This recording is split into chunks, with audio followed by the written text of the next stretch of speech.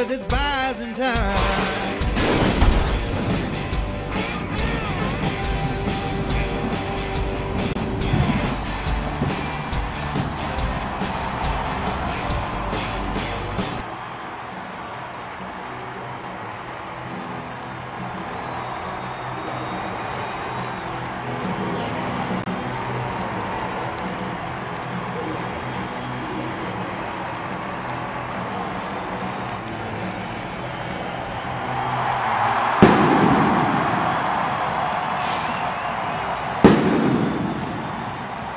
Good afternoon, everyone, and welcome inside the Fargo Dome for Missouri Valley Conference football here on the KBLY KFYR Bison Network. Brian, Sean, Lee Timmerman with you for the 105th meeting between North Dakota State and South Dakota State, and the Dakota marker is also on the line, and really a matchup that North Dakota State has dominated in recent years. They've won the last 8 meetings between these two schools, LT, and offensively, we saw last week North Dakota State completely take control in the second half.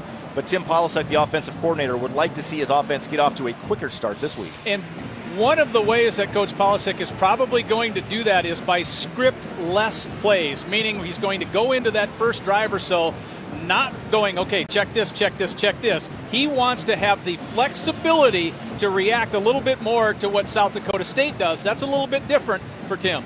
We're so used to seeing South Dakota State offensively ride their running back and their offensive line, Zach Zenner, over the years. This year, they're throwing it twice as much as they're running it with Taryn Christian, but they're doing it very effectively. I thought Coach Stiglmeyer said one thing this week when I was listening. It just cracked me up because if you know Stig, he's a defensive guy. He likes hard-nosed football, and he said the term shootout should never be used when talking about college football, but his team has had to go the shootout route. Yeah, averaging 45 points a game and giving up 36. Beth Houle on the sidelines with us today has a report. Beth.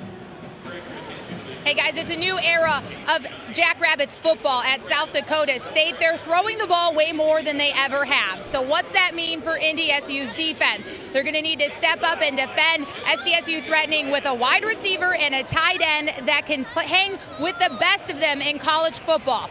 NDSU will have to rise to the occasion and continue to dominate where they always have, removing that threat that SDSU will likely try to bring with their rush attack, as Taryn Christian will likely be looking to move this week as quarterback like he hasn't before for South Dakota State this season. NDSU's offense is going to continue to try and spread the ball and do their best to play their brand of football and not let anything SDSU is doing affect them.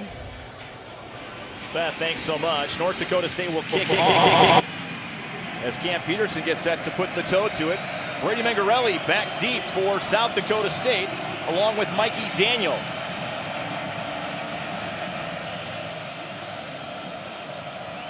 The 105th meeting between North Dakota State and South Dakota State is underway on this Peterson Farm Seed kickoff taken by Daniel at the 3. Daniel finding a crease and then finally tripped up at about the 24-yard line. Chase Morlock, I believe, got in there to make the tackle. Morlock leading the team on the field in a very nice gesture after losing his father this last week. Here's a look at the starting defense for North Dakota State. Starting lineup brought to you by Shields. Nate Tangway, McWanago, Wisconsin. Aaron Seidel, Carlos, Minnesota. Greg Menard, Lakeville, Minnesota. MJ Stumpf, Harvey, North Dakota. Matt Plank, Gardner, Kansas. Pierre G. Tucker, Belleville, Illinois. Jalen Winbush, St. Petersburg, Florida. Robbie Grimsley, Hutchinson, Minnesota. Trey Dempsey, Lakeland, Florida. Jalen Allison, Papillion, Nebraska. Jake Harms was called for the hold on the return, so that backs the Jacks up all the way to the 14-yard line. Well, just to illustrate how different South Dakota State's offensive approach is this year compared to years gone by, on first downs this year, the Jacks are passing 90% of the time. That's unusual, but get used to it. It's what they have this year. Well, they come out in a heavy formation, just one receiver in the formation here on 1st and 10.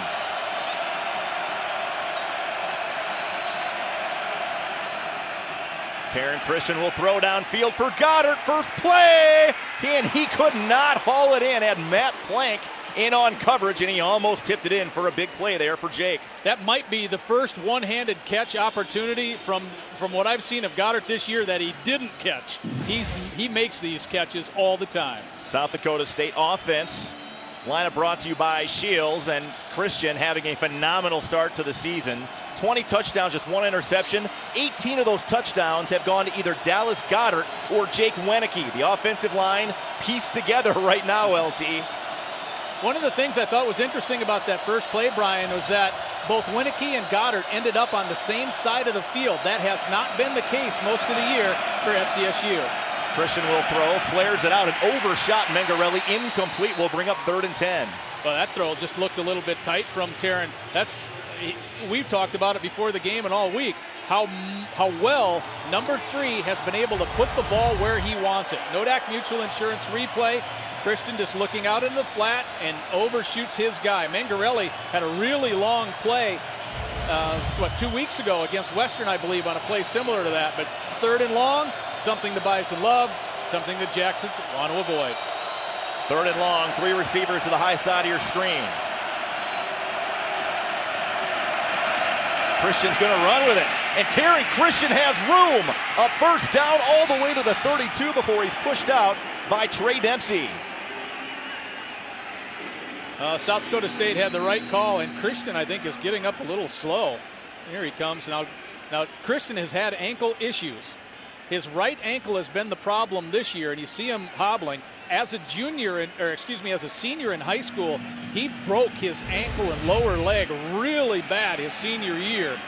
But this was the right play call because Grimsley was up trying to jam Goddard. Goddard takes care of him, and now it's just quarterback on safety. And as we know, you run out of room fast here on the sidelines in the Fargo Dome. So in comes Zach Lujan, who has plenty of experience, was a starter really for the first part of last year until he got beat up so bad against North Dakota State. That's when they pulled the red shirt off Taryn Christian. That's not to say Lujan hasn't played so far this year. He's played in situations like this where Christian had hurt that ankle a little bit, and then he came right back in. Mengarelli gets the call, and he is met right in the hole. Gain of 2. MJ Stump comes up to make the tackle. Well, when you ask Coach Entz, the defensive coordinator for NDSU, give me a player or two you think is going to have a big game today. Well, he said someone on the defensive line. I'm not going to pinpoint that as we look at Steidel, but he also said the name of MJ Stump. Stump has played so well. He was solid again last week down in Springfield, and here in on this tackle. Stump, the second leading tackler behind Robbie Grimsley on this Bison defense. 2nd and 8 coming up.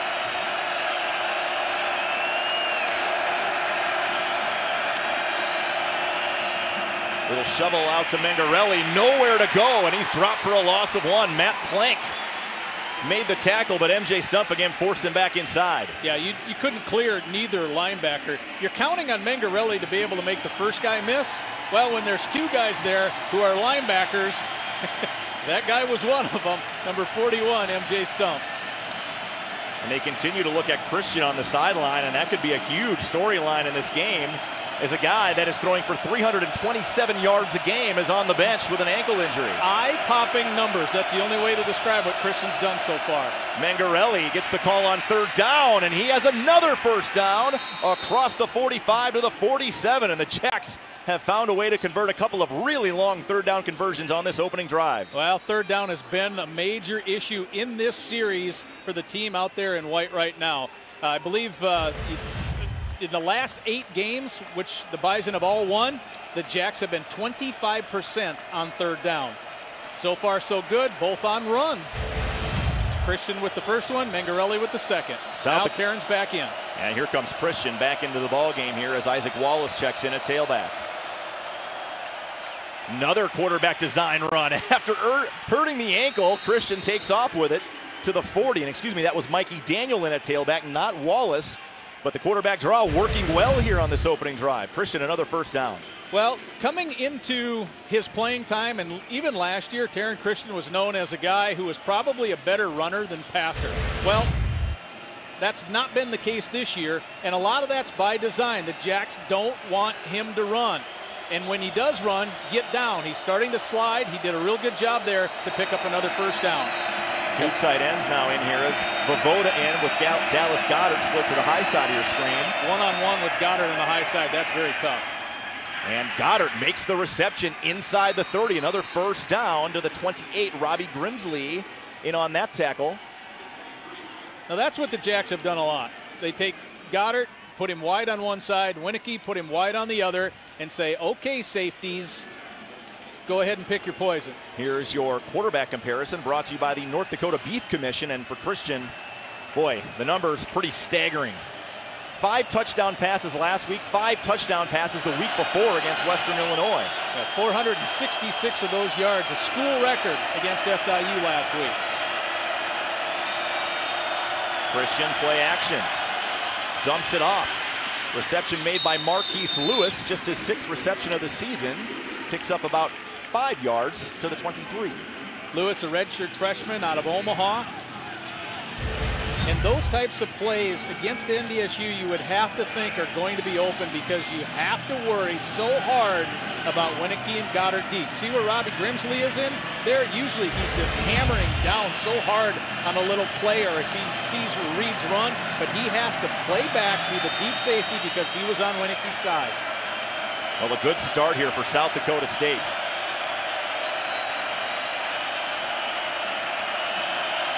Christian, quarterback draw again. This time he tries to get outside and gets to the 20, and here comes the flag, and that may go on Isaac Wallace for a hold on Jalen Wimbush. Now that was the point of attack play. Wallace trying to block Wimbush. The play, I think, was designed to be inside the tackle, but Christian bounced it outside. Holding, offense, number 35. 10-yard penalty for the spot of the foul. Second down. Yeah, you called that one right, Brian. Nodak Mutual Insurance replay. It's right in front of you. See that jersey tug? Yeah, that's an easy call for an official. So that will take a positive play away and then drop the Jacks back all the way to their own 30. You might get away with that first initial grab, but if you stay with it and the official's able to watch that play from the beginning all the way through its conclusion, yeah, you're going to get the flag. Play action again. Christian dumps it off to Goedert. And Goedert rumbles ahead. Taken down by Pierre G. Tucker after a gain of 7. That's an excellent play right there by Tucker, 47, because he was engaged immediately with a wide receiver. I think it was Anderson trying to block him. Nodak Mutual Insurance replay. Yes, it was Anderson that Tucker just kept on. He kept his outside free, his outside hip, outside shoulder. He kept that free and made the play. So here we go again. 3rd down for South Dakota State.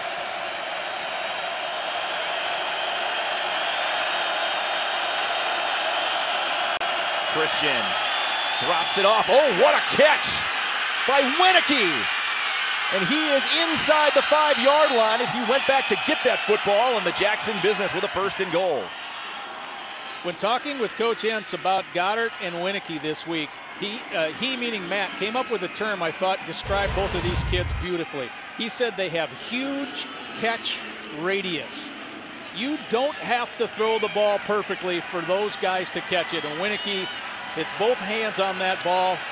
And this is just a perfect example of what Coach Entz was talking about and what Coach Entz is worried about.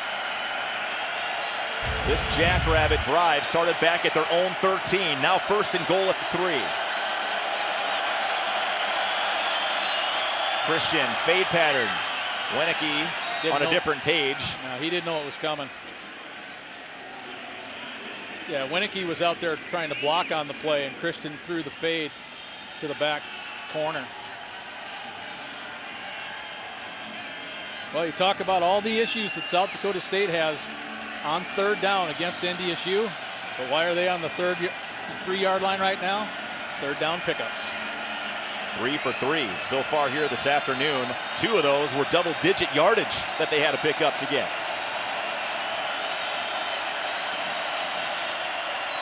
Inside handoff. Wallace stays on his feet. And he is down at the 1-yard line, and that will bring up 3rd and goal. Well, we're back to 3rd down again. But Isaac Wallace, I tell you, Brian, he gets about 3 more yards on this than I thought he would. Tucker was one of the guys that hit him, and then you see it. Dan Marlette in there to try to help on the end, but he did a really good job to get his team down inside the 2. Jacks will continue to operate out of the shotgun here on 3rd and goal from the 1. Flipped up to Wenicky for the corner, and I think he's short. Down to about the half-yard line, and now decision time for John Stiegelmeier. The Jacks last week scored their first touchdown on a jet sweep to Goddard. Here it's a similar looking play to Wenicky. Trey Dempsey comes up hard out of his safety position and ruled short. Might have to look at this one. His forearm went down before he extended. Please set the game clock to 8:15. Yeah, he's down. The clock stops for a helmet off on the defense. The clock will start at my ready. It's 4th down. Offense still on the field here for South Dakota State. The Jacks going to try to push this one in from a half-yard away on 4th and goal. This opening drive has taken almost 7 minutes. Coach Stiegelmeier has talked a lot over the years how difficult it is to come up here and play well, and when you get this close, he's going for it.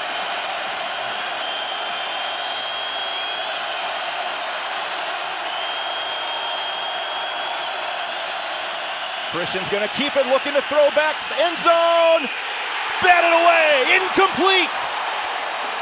Goddard, the intended target, and North Dakota State stiffens.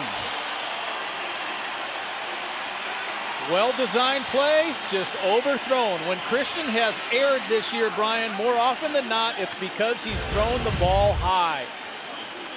He saw the early miss in this drive. Here you throw back against the grain, incomplete. As good as Goddard is at making adjustments in the air, even if he makes the adjustment and catches this thing, I don't know if he comes down with it inbounds anyway. Well, the bad news is South Dakota State comes away with 0 points for the Jacks, but the good news is the Bison are backed up to their own half-yard line on offense.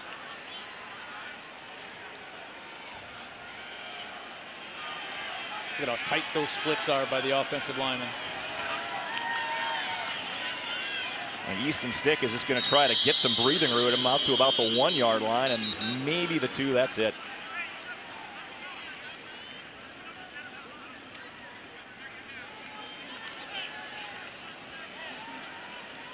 And Stick did get to the 2.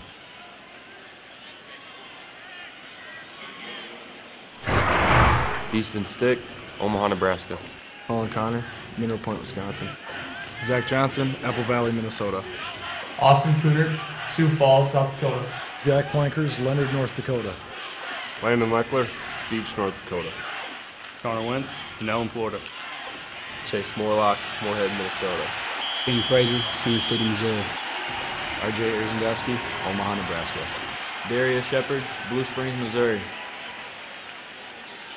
And King Frazier on an 8-yard gain out to the 9-yard line will bring up 3rd and short. That starting lineup brought to you by Shields for the North Dakota State offense. Boy, that breathing room that the Bison so wanted, Frazier helped provide right there.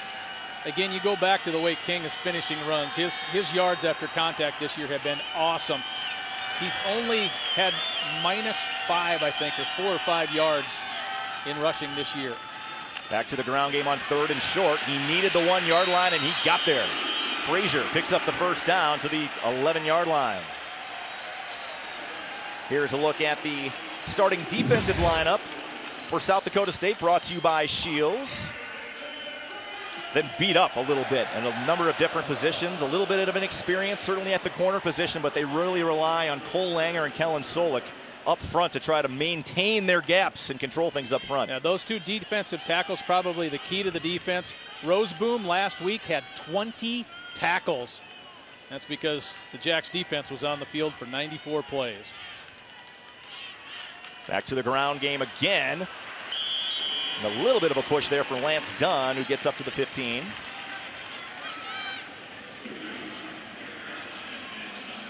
We talked about Roseboom. We're so used to seeing TJ Lally in that spot for the last 4 years. That's been his spot, and Roseboom certainly doesn't have the size of Lally, but a guy that's coming as a redshirt freshman done a pretty nice job for the Jacks. Yeah, but Lally, and especially in these marker games has been phenomenal. Didn't he have 20-some tackles or close to it last year? Maybe that was a couple years ago last time they were here, but yeah, Lally all over the place. Quarterback draw for Easton Stick, and Easton almost broke free. He's got a first down up to the 25-yard line. Coach Polisic made a comment in our meeting when we talked with him this week just about the importance of the quarterback run. Nodak Mutual Insurance replay. As we look at this, I'll tell you that Coach said, I do not think that you can win in this conference without a running quarterback. And against South Dakota State especially, think of the big games that Jensen had. Think of Carson Wentz with that long run, especially last year. So quarterback run is always a part of the game plan when the Bison played the Jacks. Stick will throw, drops it off to Darius Shepard, and Shepard lost the ball out of bounds, but should be okay there up to the 31-yard line. Anthony Washington in on the coverage for South Dakota State. Yeah, it certainly was a catch, and it certainly was a fumble. Might have gained an extra yard out of it. Nodak Mutual Insurance replay. Little soft corner. So Stick just punches out to his left, and that's Washington getting the ball loose.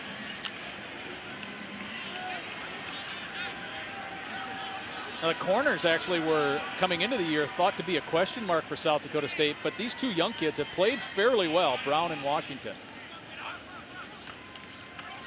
Stick again to the outside, around Roseboom, and here goes Easton Stick.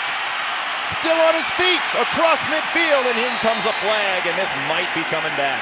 It's a clip on the outside. But Chase Morlock threw a tremendous block on the edge to get Stick out in front, and then I don't remember who the wideout on the top side was, but that was an easy call. It's a clip.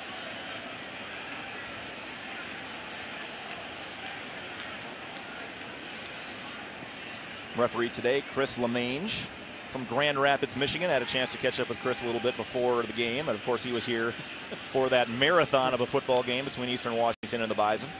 Well, we have 2 fouls on the play. Holding, offense, number 16. That foul will be marked 10 yards from the spot. After the play, dead ball. Personal foul, late hit out of bounds, defense, number 42. That penalty will also be enforced 15 yards. It is first down.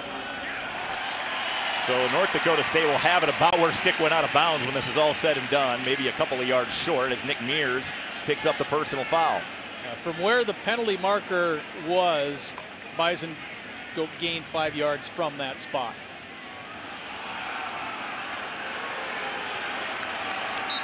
So we've seen both teams go to the quarterback run game here on their opening drives, LT.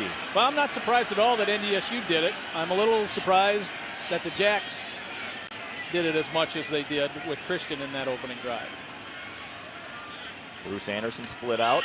Stick will fire and caught. Good gain on the play there for Urzendowski. I think it was Landon Leckler, the right tackle. It might have been Flankers on the right side. No doubt, yep, it's Leckler, 78. Look at that nice cut block. He opens up the passing angle so Stick has nobody in his way to get an easy throw out to the right. Nice job, 78 Landon Leckler. Had a chance to catch up with Landon a little bit yesterday. Said, hey, 22 guys are fighting for that A-gap. If you're late to the party, you're left out in the cold. That's a good line. Landon, the senior from Beach. Inside handoff, boy, Frazier finishing that run inside the 40 to the 38. A little bit of John afterwards with Nick Farina. Let's take a look at this quarterback comparison brought to you by the North Dakota Beef Commission. Easton Stick, probably not his best game last week, but overall, he was very really consistent. He was inconsistent last week. And Easton would be the first one to tell you that. He missed some guys. I mean, the Bison ended up winning, relatively comfortably on the scoreboard, but as we said last week, that thing could have been in the 40s pretty easy in terms of points. Jeff Ilias, the motion man. Straight drop. Eluding the rush, and now he's going to take off with it, and Stick down to the 30-yard line. Gains 8. Well, Stick makes his initial reads, and they were covered fairly well, but the thing he didn't see was a linebacker in the middle. And when you see that center opened up, the center of the field, then you know as a quarterback that there are yards to be had if you can get by the line of scrimmage. Really nice job by Stick. Jesse Bobbitt came up to finally make the tackle there for South Dakota State, and the Bison have moved this thing about 70 yards from where they first had it at their own 1.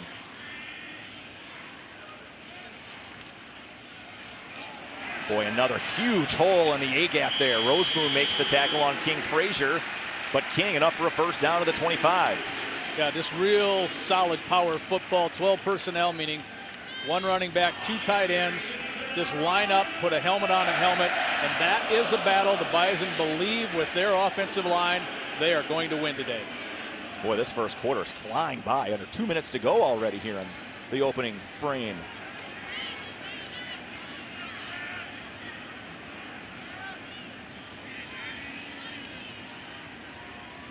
Stick to throw on the slant, and that one is batted away. Nice job defensively by Blake Witzel, the sophomore from Broomfield, Colorado.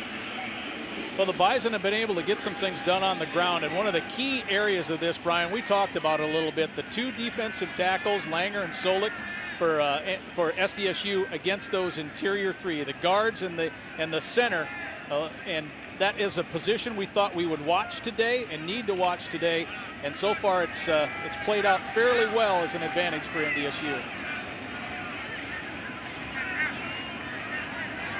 Caleb Butler, backup defensive lineman and at fullback. Back to the power game. Frazier carried 1 tackler to about the 21, and now the pile pushes ahead back to about the 20.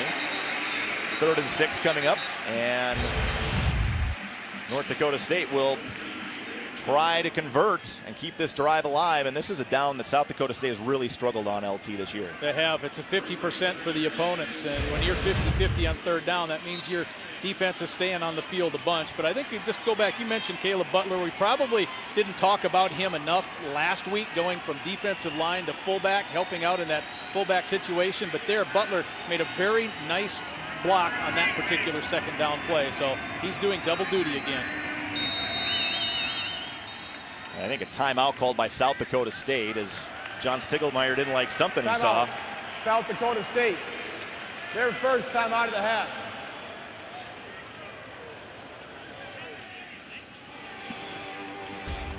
We'll take a quick break and be back with the final minute of the first quarter after this.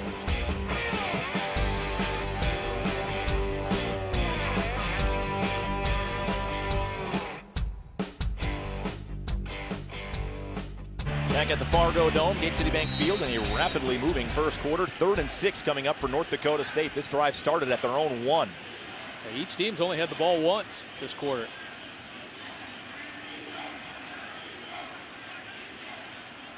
Play action. Wide open receiver, and it's caught by Nate Jensen inside the 10 down to the 8-yard line. Well, Brian, one of the things that the Bison coaches thought they would have success with today is something that happens on this play. See the false movement? Clankers, running backs, everybody goes to the left. Well, that's a key read for South Dakota State's defense. They go to their right. It opens up back to the defense's left. Easy little pitch and catch and a first down. Well-designed play. False reads. They're trying to influence South Dakota State's defense into thinking something else is happening when you're doing the opposite. Well done. Stick operating out of the shotgun here on 1st and goal. Inside handoff to Dunn, following his blocks. Finally stood up and pushed back by Harms at the 3.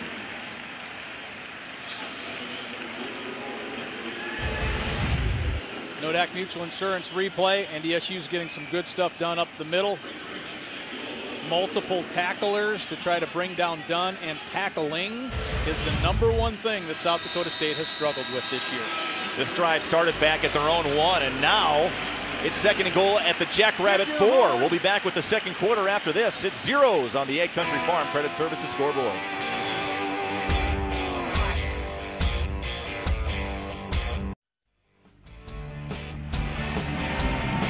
East and Stick and the Bison offense have methodically moved the football down the field from their own 1 to the Jackrabbit 4 after the Bison defense came up with a big stop. Can the Jackrabbits stiffen in their own red zone? Frazier tiptoes and then taken down at about the 1-yard line. And again, the safety coming in by Chris Bolster to make the stop there for South Dakota State. This game brought to you in crystal clear high definition by Fisher Industries. They like the tough jobs. One of South Dakota State's core defensive principles on the defensive line is it's not a line, especially in the interior, that busts upfield. They try to read and react. That's one of the reasons you're not seeing the Jacks penetrate those gaps. They're trying to read, and the Bison are taking advantage of it. Frazier ahead. Did he get across?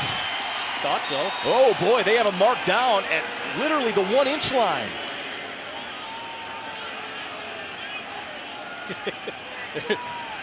Frazier's thinking, I thought I was in the end zone. He put his 2 hands up there and it's like, nope, Nodak Mutual Insurance replay. Big old scrum in the middle. Jeff Ilias trying to lead the way. Injury timeout. Somebody down there for South Dakota State, one of the interior linemen. So the Jackrabbits out to look at him. I think, is that Langer? I'm trying to see if Langer is up, and he's not. As they look at him, we'll step aside and take a timeout. North Dakota State right now 4th and goal at the half-inch line.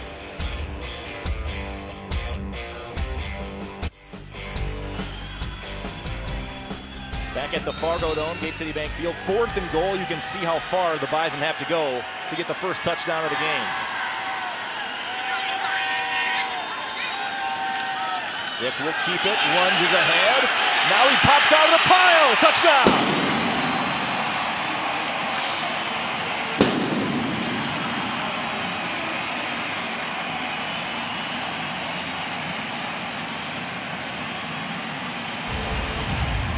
Jacks do a pretty good job inside the A gap, and then Stick just keeps his feet moving until he sees the outsides open. And if you're South Dakota State, you must sell out that hard in the A gaps. And if this happens, it just happens. And Stick was able to waltz in after first being denied. Both teams go for it on 4th and goal. The Bison produce. A 99-yard drive for North Dakota State that took almost 8 minutes. And it's 7-0. North Dakota State on the Egg Country Farm Credit Services scoreboard. Media, timeout.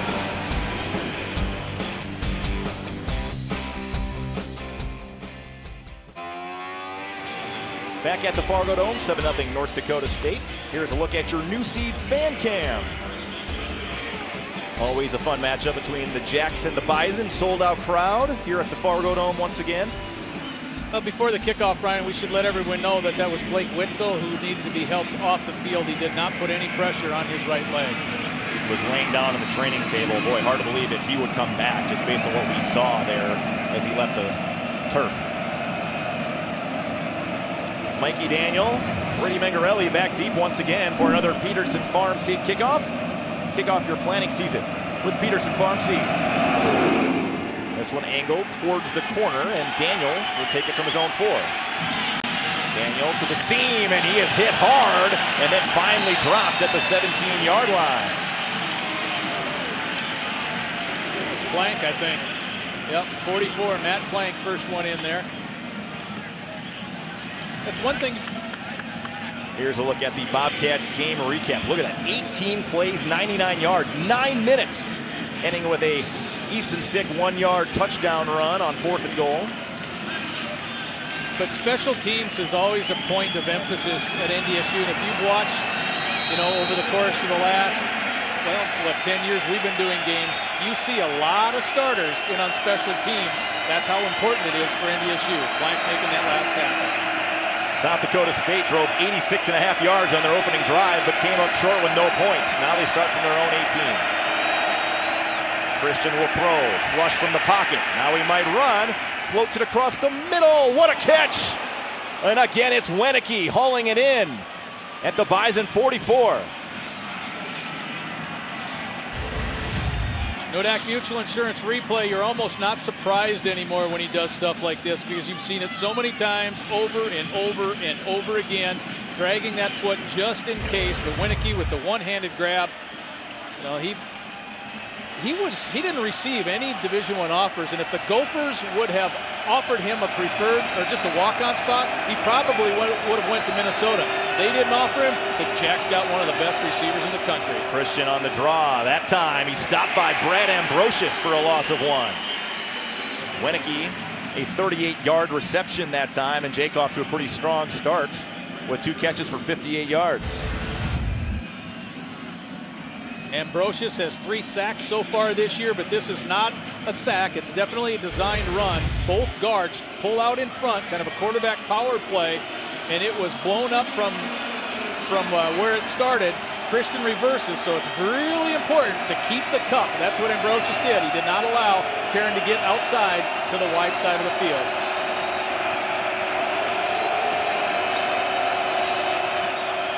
Christian to throw again. And this one over the head of his intended target. And again, it didn't seem like Christian and Wenicky on the same page. And that one way over Wenicky's head. Well, not knowing the offense well enough to understand if this is where both the quarterback and receiver make a read, Wenicky goes, well, I'm open at 8 yards, so I'll stop here. And Christian throws it to the 14-yard depth, or if Christian just airmailed it. Again, that's what his issue has been. When he's missed high a bunch this year. Bison showing pressure. Christian going to run with it again, and Taryn Christian has a first down to the 32. And the quarterback running game continuing to pay dividends here for South Dakota State. Robbie Grimsley, the tackle. Well, for the first month of the season, it was don't run, and if you run, slide. This time, Christian was able to get his shoulder down and pick up that first down. That's why he didn't slide.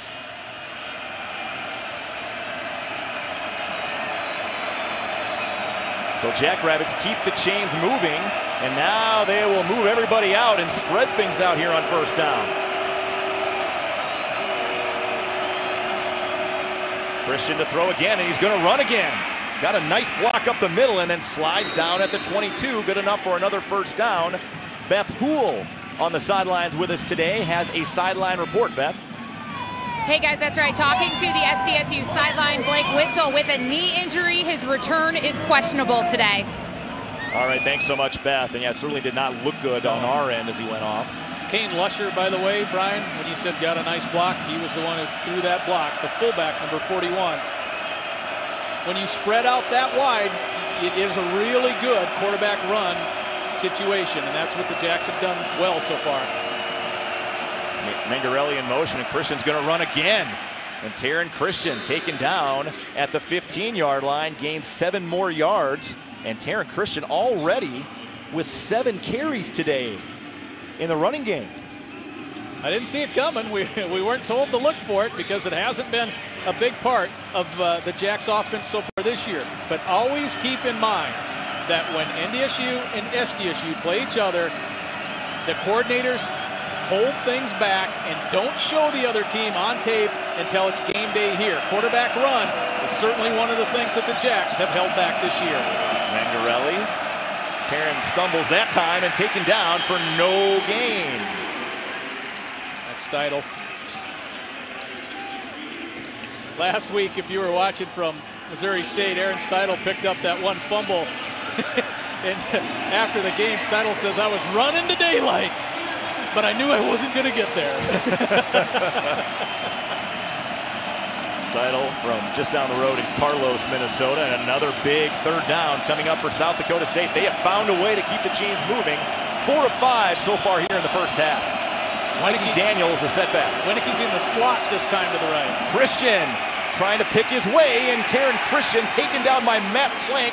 Short of a first down, will bring up 4th and 2. You got to kick it this time. Bring in Vinatieri and give him an opportunity to get some points on the board. Nodak Mutual Insurance replay. Again, a designed quarterback run with a blocker in front of him, a lead, a running back with the lead. Christian also holds. Vinatieri, the nephew of a former Jack, who's going to go in the NFL Hall of Fame someday, Adam Vinatieri. Exactly right. He is 0 of 2 from 40 plus. He has not missed inside 40. And this play is whistled dead before he got it off. Coach Kleiman took a timeout. Timeout, South Dakota State. By the way, right? Their second timeout of the half. 30-second timeout. So Vinatieri will come on from 31 yards, and again, just a redshirt freshman. But if you look at Christian just walking back to the sideline, he's got a little bit of hobble in his step, so I don't think his ankle's This will be a giving him 100%. timeout. 1 minute timeout. Again, this game brought to you in high definition by Fisher Industries. They like the tough jobs. It's kind of hard to believe this is just the third possession of the football game. We're almost, you know, two-thirds of the way. Yeah, the first half. Coach Stegelmeyer, I like Stig. I don't know him real well, but I really like him. He's a good guy. He's a small-town South Dakota guy from Selby. Went to South Dakota State, did not play football in college. Was actually on staff at Wisconsin with former NDSU head coach Craig Bohl for a while. Those two know each other a long time. And worked his way up on the defensive side. He was the D coordinator, I believe, before becoming the head coach. First all-time in wins in Jackrabbit football coaching history. His 20th year at South Dakota State. Meanwhile, that guy has got a pretty good win percentage so far. He's racking them up fast. What's the percentage when you played 35 games and won 32 of them?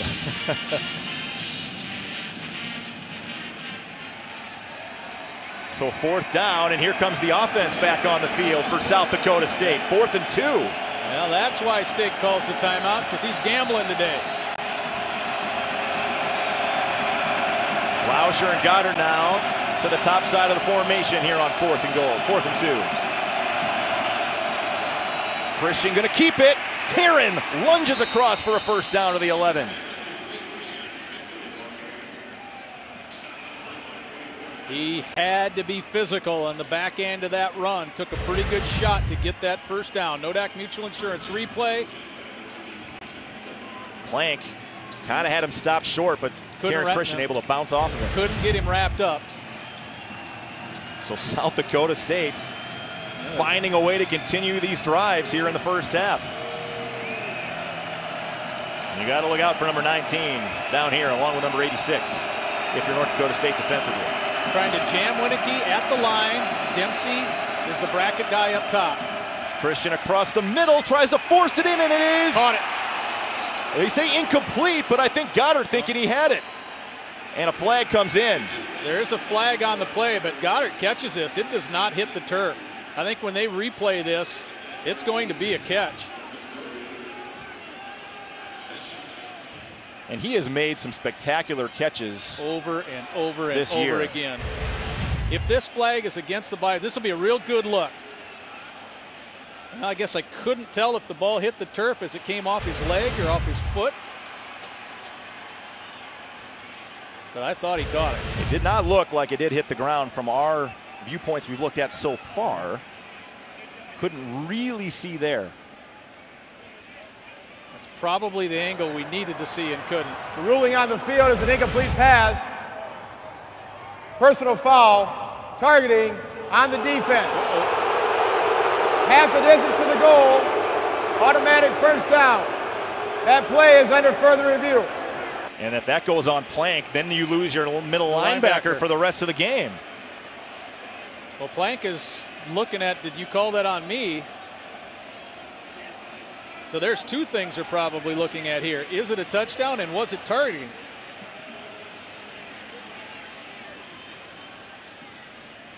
I don't think that was targeting. I wasn't even really looking for it, to be honest with you, because Dempsey was in on the hit too.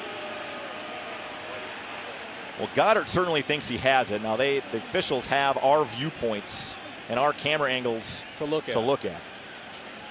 There was that end zone shot that may have shown the Plank targeting a little bit better. It's this one right here. Let's take a look at number 44 to see if that is a targeting indeed. I wouldn't think so.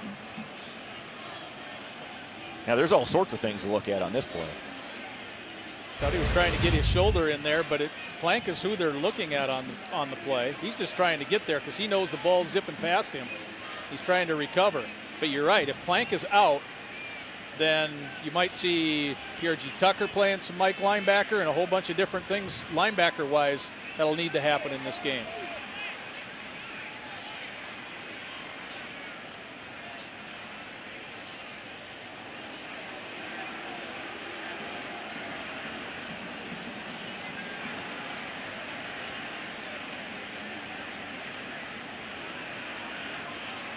The officials will continue to get looks upstairs on everything, and this might take a while. This is one they. I don't know if we saw a look that showed the ball didn't hit the ground. I mean, it's hard to really tell. There's another look. Nodak Mutual Insurance replay. Christian, a little bit high. Oh, that's not targeting. He didn't lead with the crown of his helmet or anything, did he? I don't think so. And again, talking about losing plank for the rest of the game here if that penalty is upheld. But none of those angles we've seen, LT, shows the ball and whether or not it did not hit the turf. Yeah, that's the right here. Not seeing when the ball goes down to Goddard's left, whether he keeps his hand or his arm or whatever underneath it. So I don't know if you can overturn the fact whether it's a touchdown, but they are watching really close to see if, in the minds of the officials, if this was targeting. If you launch, if you lead with the crown of your helmet, it looked like he was trying to get a shoulder in there to separate a ball that was a potential touchdown grab. Here we go. After review, the ruling of targeting is reversed. The ruling of incomplete pass stands. It will be second down. Well, both of those go in favor of North Dakota State. Big time. And I think Goddard really believed he had the football, but we just did not have a replay that showed it the other way. It's one of those situations, if you go back to the game against Eastern, where whatever was called on the field, you can't overturn it. Now, if the touchdown by the back judge is called, we can look at the same thing and say, sure looks like a touchdown. You can't overturn that. Well, more importantly for North Dakota State, Matt Plank can stay in the game, and they stay intact at linebacker. That was a real nice play, though. They shifted Goddard from one side to the other. They do it again here to split him wide against Winbush. Mengarelli met by Wimbush, stayed on his feet to about the 7-yard line, and that will bring up another big third down here for South Dakota State. Wimbush with the first hit, stumped the second guy there. Now Jalen didn't bring him down, but he did hit him hard enough to get Mengarelli off his path. Took some of that momentum away. So far today, South Dakota State has really liked the quarterback run in this situation. This tight, though, I don't know if you can do it here. Christian will throw, floats it up, it is caught! Goddard made the catch, touchdown! Looks like he caught the back half of the football as well. Oh, they're going to say false start before the play even happened. Ooh. If that's the case, this... False start, offense number 86. Yeah, the guy who 5-yard penalty, third down. The guy who caught it moved a little bit early. Oh, South Dakota State just cannot get a break here in the first half. Well, just in the last few plays, they're 0 for 3 in breaks. So take the touchdown off the board, and now you're backed up to 3rd and 12. But what a beautiful place to put the ball, though. When you have Winicky and Goddard, they can go get it. So you throw it high to the back 3 yards of the end zone. You can't defend the back 3 yards of the end zone. Christian had it on target, but there was a penalty before it started.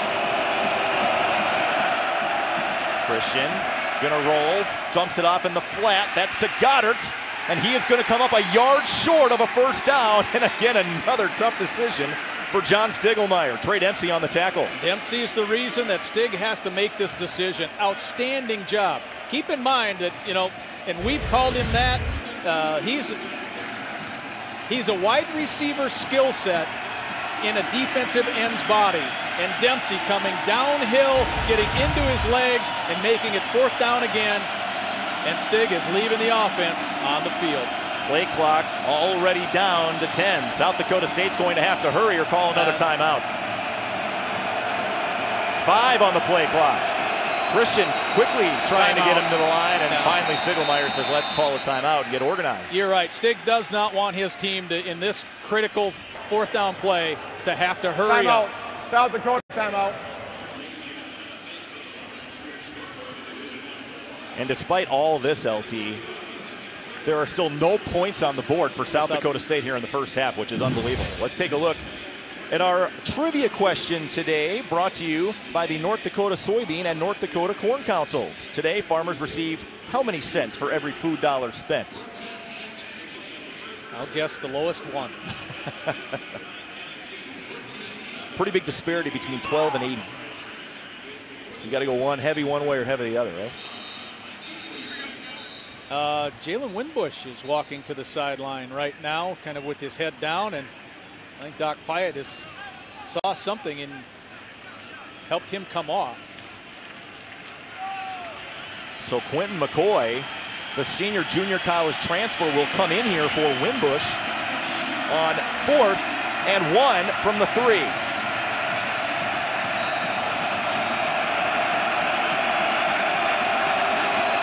Mangarelli in the backfield with Christian. Fade pattern. It is tipped away by Jalen Allison. Winicky, the intended target, and another red zone stop inside the 5 for the Bison defense. Your best receiver against your best cover corner. Nice job, Jalen Allison.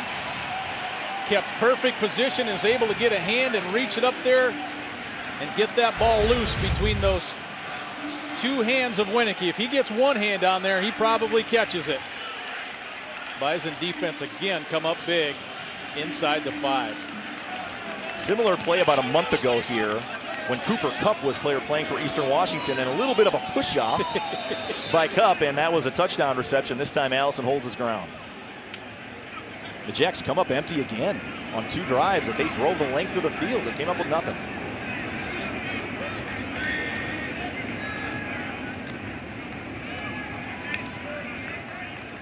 And similar to the first time the Bison had the ball, if NDSU can get this first down, what a huge thing that will do for their defense.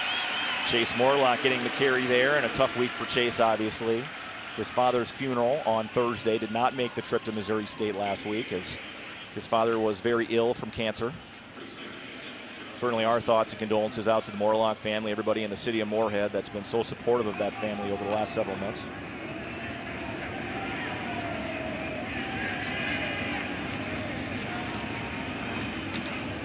Inside handoff to Anderson. Boy, he is driven back right at the 8-yard line. Nice take. I think Banasiak is the one that came in there to make the tackle. Let's take a look at the answer to our trivia question brought to you by the North Dakota Soybean and North Dakota Corn Councils. Today, farmers receive how many cents for every food dollar spent? The answer is 12 cents. LT comes through again. Clutch LT. You just have to figure, who's ever growing the food gets paid the least in the food industry. Big 3rd down here for both the offense and the defense. Bison 2 of 3 on 3rd down. This one 3rd and 5. Play action. Stick has an open receiver and it is dropped. Would have been a 1st down, I think, for Shepard had he caught it.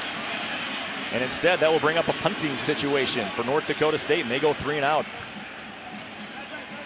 Yeah, you're right, Brian. He would have picked up the 1st down. Shepard was the one who came in motion, then he came back behind the line. Kind of a little, it's a similar look on the back end as a wheel, but when you drop it, you don't have a chance. And now that Bison defense has to go back out on the field. Not a very long rest for NDSU's D. South Dakota State has already run 29 plays here in the 1st half. Jackson Kuntz, high, fairly deep punt. A fair catch at the 47-yard line taken by Marquise Lewis. And the Jacks will be in Bison territory when we come back. 7-0 North Dakota State on the Egg Country Farm Credit Services scoreboard.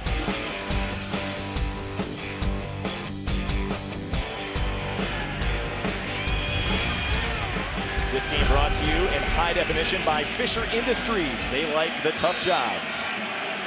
South Dakota State inside Bison territory at the 47.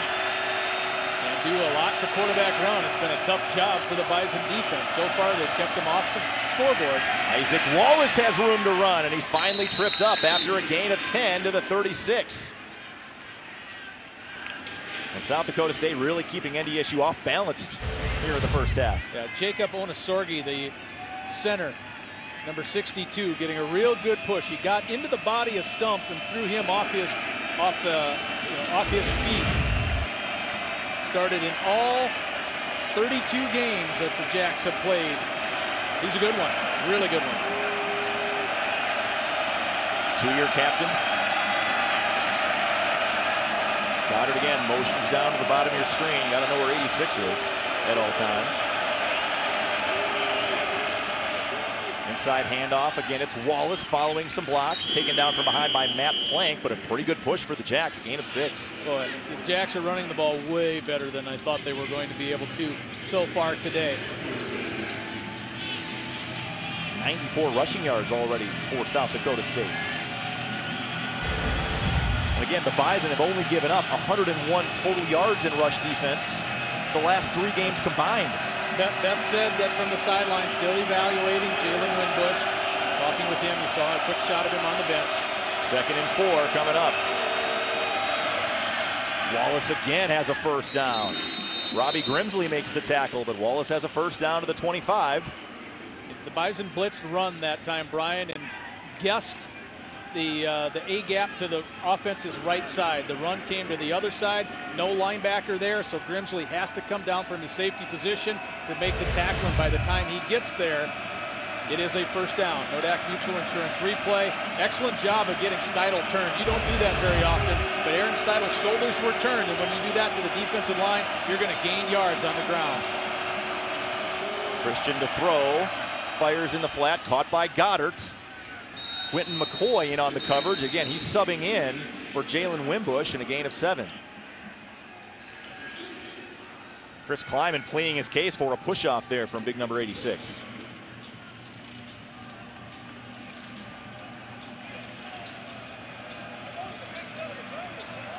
I think Allison's been shadowing Winicky. And so that would leave McCoy on Goddard's side. Yep, there he goes. Allison, no, now he just waved McCoy to stay over there. He's going to stay on the wide side of the field.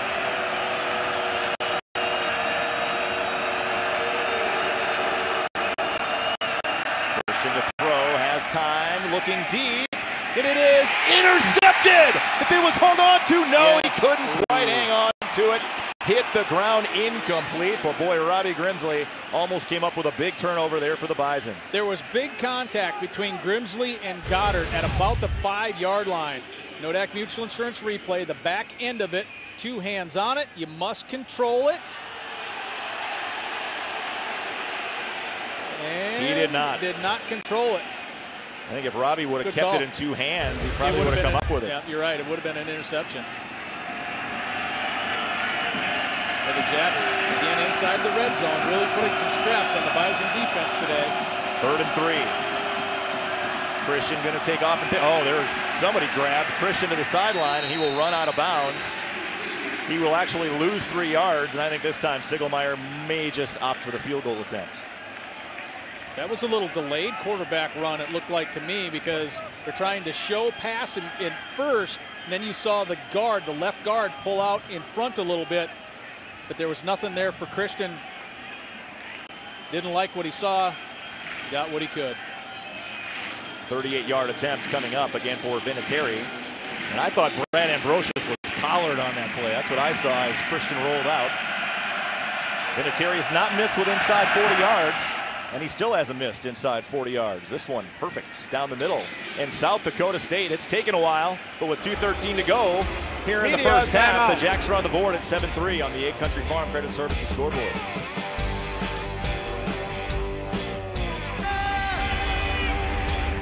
Your score, 2:13 to go here in the first half, and you would think with all the plays and yards that South Dakota State has been able to churn off here in the first half, they'd have more than 3 points. But when the Bison defenses need to get a stop, they have gotten the stop they needed.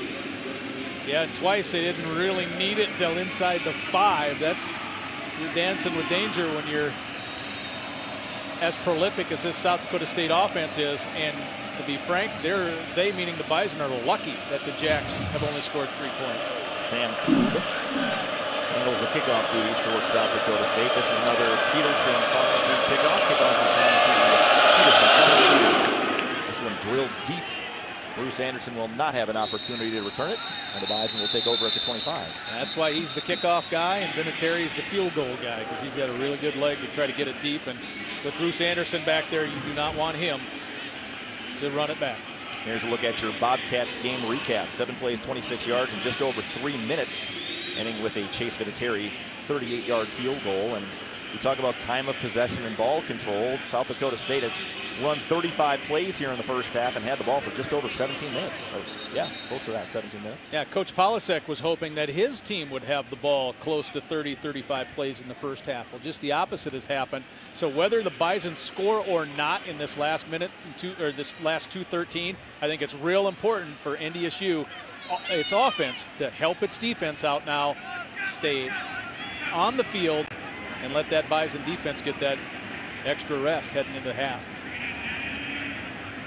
Dimitri Williams in motion. Morlock gets the inside handoff, still on his feet, and Chase finally taken down by Cole Langer after a gain of 7. Coach Polasek calls number 25 there, Chase Morlock, as both mentally and physically as tough as it gets. And the thing with Chase, and we heard it when they pulled the red shirt way back when, he's a football player, and that's the ultimate compliment. He does everything. He can do everything. He can run it, block it, catch it, special teams. Big part of this NDSU football team. Morlock actually offered a scholarship first by South Dakota State. Got the NDSU offer later, decided to stay home. Here comes a flag. So whatever happens here for Easton Stick may come back. He's just shy, just a hair shy, I think, of first down. He's moving on the outside, wasn't it? Looked like it.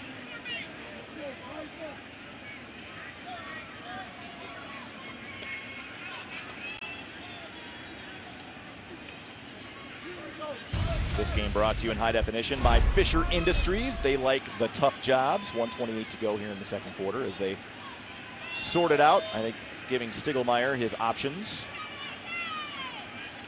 of what he would like to do. Illegal formation, 5 men in the backfield, offense, 5-yard penalty, second down. So that will bring the ball back. South Dakota State has decided to start the clock on the snap. We will start on the ready. Correction, it will start on the ready. So we'll bring up 2nd and 8, and we'll see how aggressive Tim Polasek gets here with a minute to go. NDSU still has all 3 timeouts, so if they choose to try to move the ball here, they have some timeouts to work with. Inside handoff again. Frazier tripped up. Down. At the 29-yard line will bring up 3rd down. That's twice now the Bison. Well, this one the ground did cause the fumble, so it's not a fumble. That's twice now the ball's kind of rolled loose.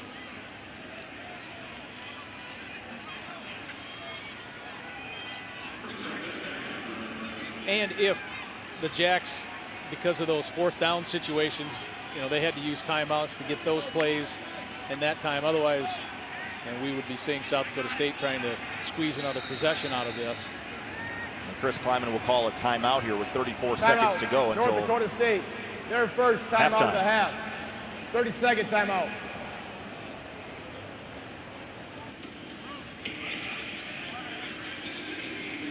There just has not been a lot of possessions here in the first half, LT. Each team has only had it 3 times. Agreed. We'll take a look at the new seed fan cam. Well, it's on.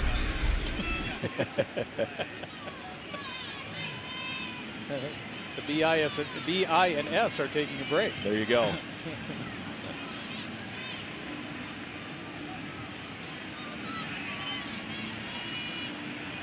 You come in with 2 offenses averaging 31 points and 45 points respectively, and here we are 7-3 in the first half. And the Bison coming in averaging, what, 240 some yards on the ground, and here it's South Dakota State with quarterback run doing the better job on the ground. Yeah, Taryn Christian has really been the guy. 11 carries, 63 yards here in the first half. He's 8 of 16 for 102 yards passing. Yeah, that's what Christian was kind of known for coming into his freshman year. He's a tremendous runner, and he's impressed us on tape with his passing ability this year. Shepard the motion man here on 3rd and 6. Easton Stick's going to keep it, and Stick keeps his feet to the 41, and Chris Kleiman going to call for another timeout with 29 seconds left. Now you can take a couple of shots if you want it, but the big thing was picking up the first down. Nodak Mutual Insurance replay. Play fake, design quarterback run, beat the line. Timeout, North Dakota State. Their second timeout of the half. And Stick with some pretty good speed as well to beat one of the outside linebackers. It'll be a 60-second timeout. 60-second timeout. Well, again, the career long for Cam Peterson is 52 yards, which he kicked in the opening game of the year against Charleston Southern, but it bounced off the crossbar. So, you know, you'd have to think you'd get him a little bit closer to give him a fair shot at a field goal attempt here. If I'm calling plays, I'm getting greedy. I'm gonna run some verticals and take a shot. You already have the lead, so you're going to take the lead into the halftime, you would presume. So, you know, why not try to tack 6 more or 7 more on it? Beth Hool on the sidelines for us as a report, Beth.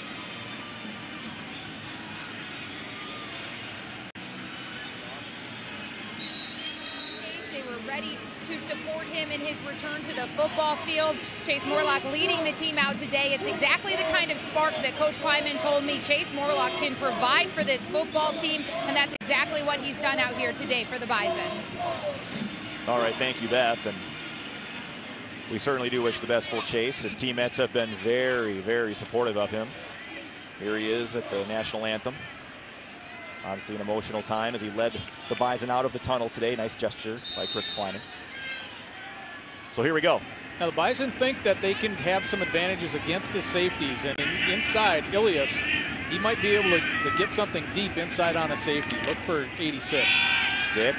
Going to air it out, deep out, caught. Urzendowski gets out of bounds at the 42. That will stop the clock again.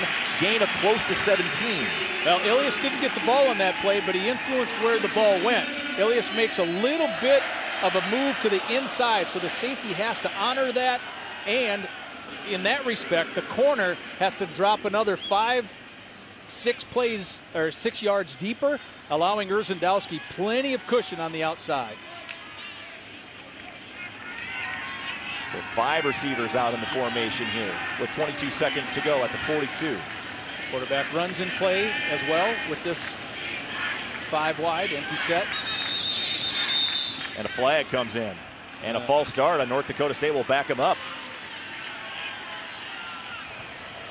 False start. Offense, number 78. 5-yard penalty.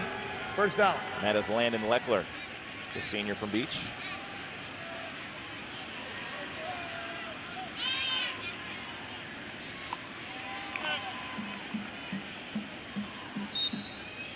Stick has not thrown the ball a lot, just 6 times. He's completed 4 of them for 43 yards. But again, the Bison able to successfully move the football on the ground. 19 carries as a team for 94 yards. Obviously, Urzendowski downfield has been his big play guy this year. Just about every game he's had a big one downfield. Stick now running out of time. Flushed out. Fires across the middle. And the catch is made by Shepard. The clock continues to run with 13 seconds to go. Now 10. And the Bison might have to just spike this one down, and that will bring up 3rd down, but there's only 7 seconds left. So something quick maybe to try to get the ball another 4 or 5 yards downfield to set up a reasonable field goal attempt.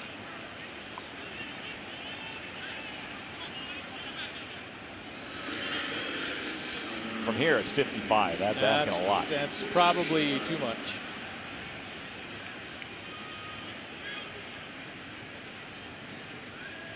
You'd like, if you're NDSU, to get it inside the 30. That's 8 yards away, though. Again, this will have to be quick. The Bison do have a timeout remaining.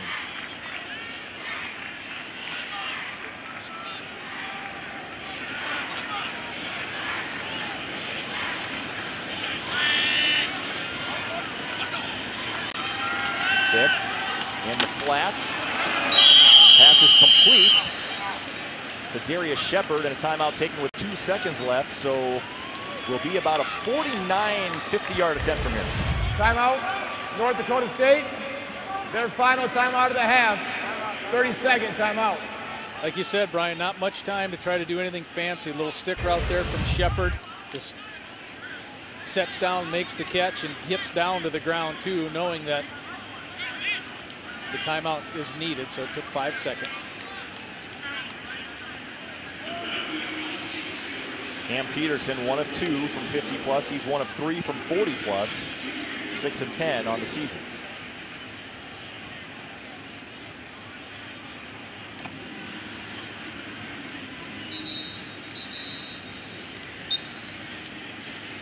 And if the Bison can find a way to get 3 points here to end the half, I think Chris Kleiman will take it to be up a touchdown because of how the first half really went down. There's a look at one of the bigger fans you'll find anywhere, the icon. Yeah, as much as the Jacks gained and moved the ball, to not score a touchdown in that first half at this point seems a little odd, to be honest with you, but that's the fact. That's what we witnessed.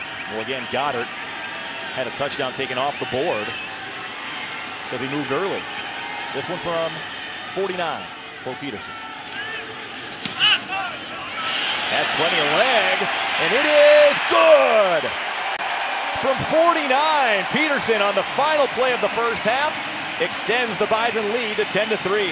Snap was just a hair high, had a little juice behind it. Cole Davis did a nice job getting it down. Beth Hool on the sideline there with Chris Kleiman to get his thoughts. How important was that to get points on the board? Well, really important because we get the ball to start the second half. So whether we got points or not, we couldn't let that great offense have the ball again. As you can see, possessions at a premium. What's the message here at half? Keep playing, baby. All right, good. That's Coach Kleiman for you. Keep playing, baby. Peterson connects from 49 as the clock runs out. And the Bison lead at 10-3 on the Ag Country Farm Credit Services scoreboard. Stay with us. Alex Egan and Ryan Geller are standing by for the Proceed Halftime Report. You're watching the KVLY KFYR Bison Network.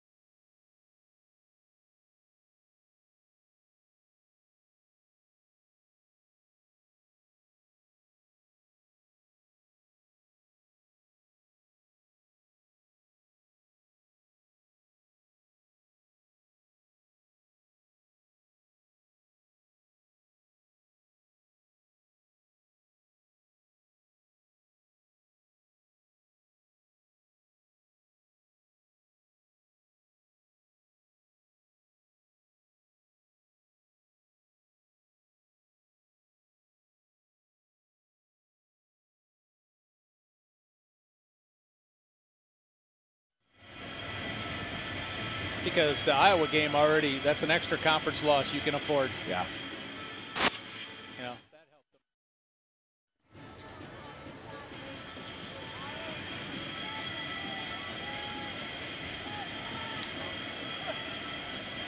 Mic check, check, check, mic check, mic check, check.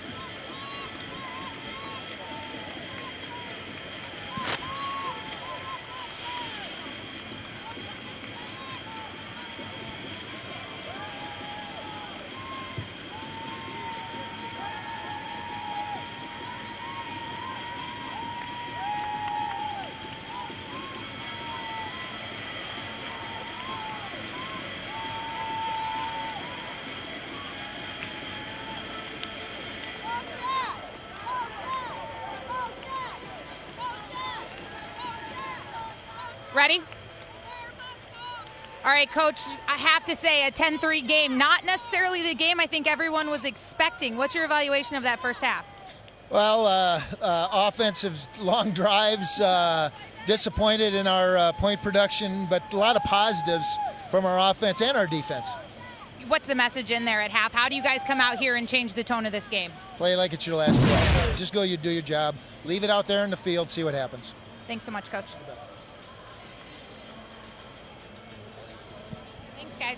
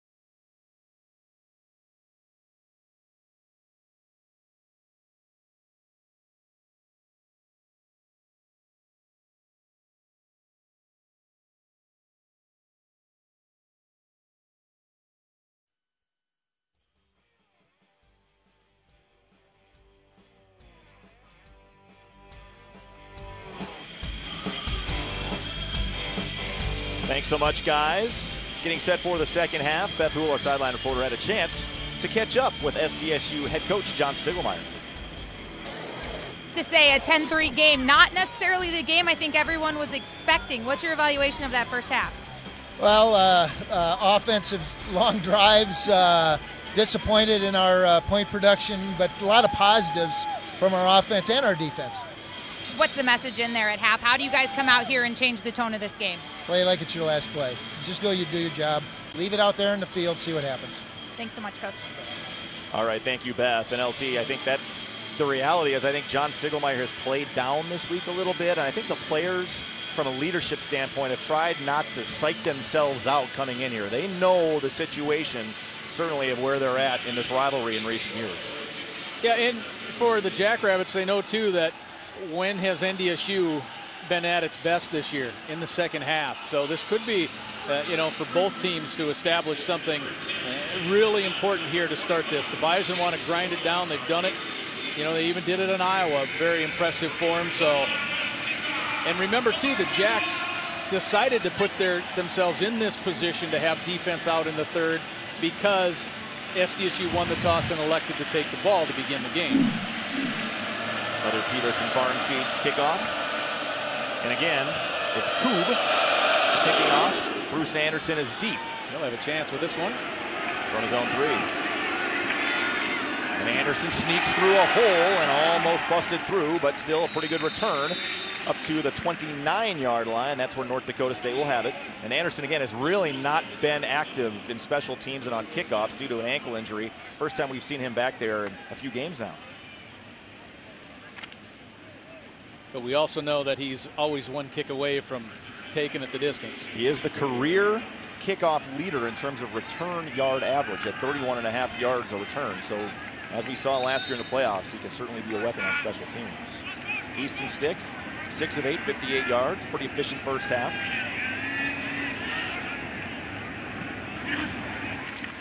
North Dakota State coming out in a run here, and not much doing on that play. Nice job by Cole Langer as King Frazier gets back to maybe the 26-yard line. As we take a look at your quarterback comparison brought to you by the North Dakota Beef Commission. There's a look at Stick's numbers. The rushing yardage, very, very key in that first half for the Bison. Yeah, we'll see the same thing, too, when we show Christian's first half stats as well. But,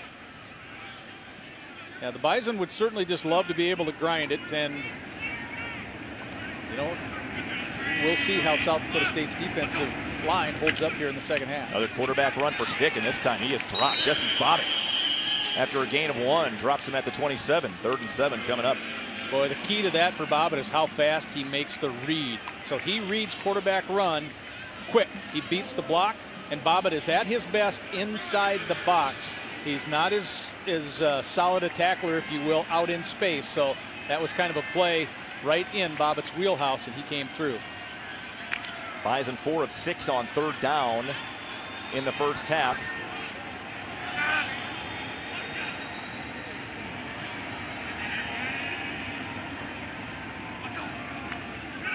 Stick has time. Now flush. Now he's running out of time.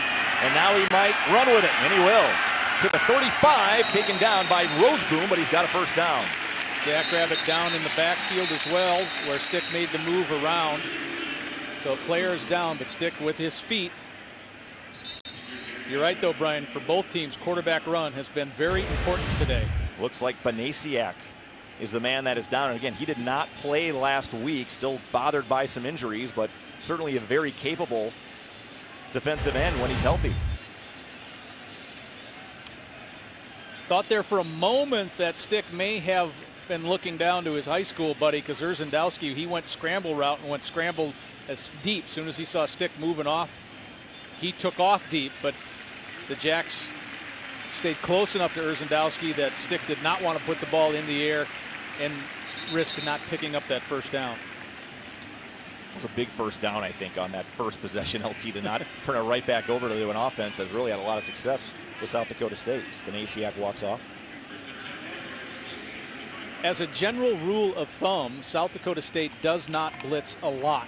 So if you're going to go back in a 5-step drop, more often than not, it's going to be 5-on-4 and you're on your offensive line against the Jacks defensive line. So some decent pressure on Stick to force him into the scramble on that last play. Stick in the flat, fires to Dimitri Williams, and Williams has a first down up to the 46-yard line, taken down by Chris Bolster. And we are receiving word, too, from Beth Houle, by the way, that Blake Witzel is on crutches on the sideline for South Dakota State, so likely not to return today. That Mutual Insurance replay, just two little stick routes, and then Stick, the quarterback, decides which one to hit. The reason the inside guy was open was Hazlett, the linebacker, was inching his way during the snap count toward the line of scrimmage, and so he kind of opened up the flat. Play action. Stick fires on the comeback. Nice job on that execution as Erzendowski makes the catch inside Jack territory to the 39. Enough for another first down. Nodak Mutual Insurance replay. Here's what you don't get to see most of the time when you watch football on TV. You don't get to see what the wide receivers are doing, but the key to that is Stick, once he, or the receiver Erzendowski, once you get the corner's hips turned, then you have the advantage as the offensive player because you know where you're going, and that guy defending you has already made a commitment. Delta formation here on 1st and 10. Handoff goes to Anderson, working off a couple of blocks, and finally taken down by Roseboom after a gain of 6. That's the type of production the Bison are looking for on first down. You gain 5 or 6 yards, that means you're being first down efficient, which, according to Coach Polisic and anyone who's calling plays, boy, when you can do that, then your world as a play caller becomes much, much easier. First down efficiency, always a key. And Bison in the second halves of games have been much better this year. Frazier tiptoeing through. He's close to a first down, maybe a yard short to the 30 before he was taken down. When that play first developed, it looked like it was going to be maybe a bigger hitter than it did, but the timing of it just wasn't quite there to hit the gap at the right time. Nodak Mutual Insurance replay, Plankers pulling. Morlock the lead block. The Jacks actually did a decent job of shutting it down and preventing it from becoming a first down. Right here, I'm thinking the play is going to get a little bit bigger. I missed the number of the white jersey who's in the bottom of that pile, but he committed himself to stopping it. It looked like Harms maybe was the guy that stuck his nose in there. So 3rd and 1. Quick out, throw out the screen, and Shepard able to keep the feet moving as a first down to the 26. Quick little hitch. But also Shepard does a nice job of absorbing the first contact as Chris Bolster, the free safety, comes down and comes down hard. Shepard's able to keep his momentum up and pick up the first down. So the Bison doing what they want to do, and that's keep that Jackrabbit offense off the field here this drive. Almost 4.5 minutes long already. The thing that killed South Dakota State last week were plays just like that. Quick plays to the perimeter, and SIU gained tons of yards and had a bunch of first downs on similar type of plays, and NDSU picking on that so far here in the second. Stick quarterback run again, and Easton Stick through the hole! He's gone! Touchdown!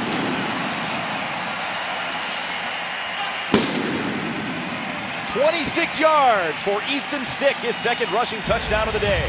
When your quarterback has a big run up the middle, and almost any time, you beat the safety. Mears misses. Nick Mears comes up, the strong safety takes the wrong path, and you'll try to see number 42 come up, and there he is. Missed him. Sticks off to the races and a touchdown. The quarterback, when he runs, is designed to beat a safety.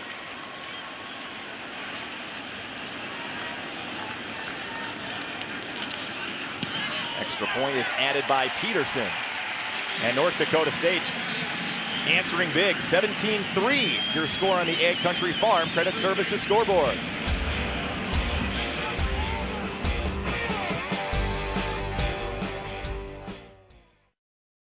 The Jackrabbits and Bison brought to you in high definition by Fisher Industries. They like the tough jobs. Well, South Dakota State's offense has a tough job now. I think we're going to find out if this is going to be a game or not. The Jackrabbits have to score a touchdown. Another Peterson Farm Seed kickoff by Cam Peterson. Kickoff for planning season with Peterson Farm Seed. This one definitely returnable. coming down at the 6. Ooh, big hit on Isaac Wallace by Matt Plank.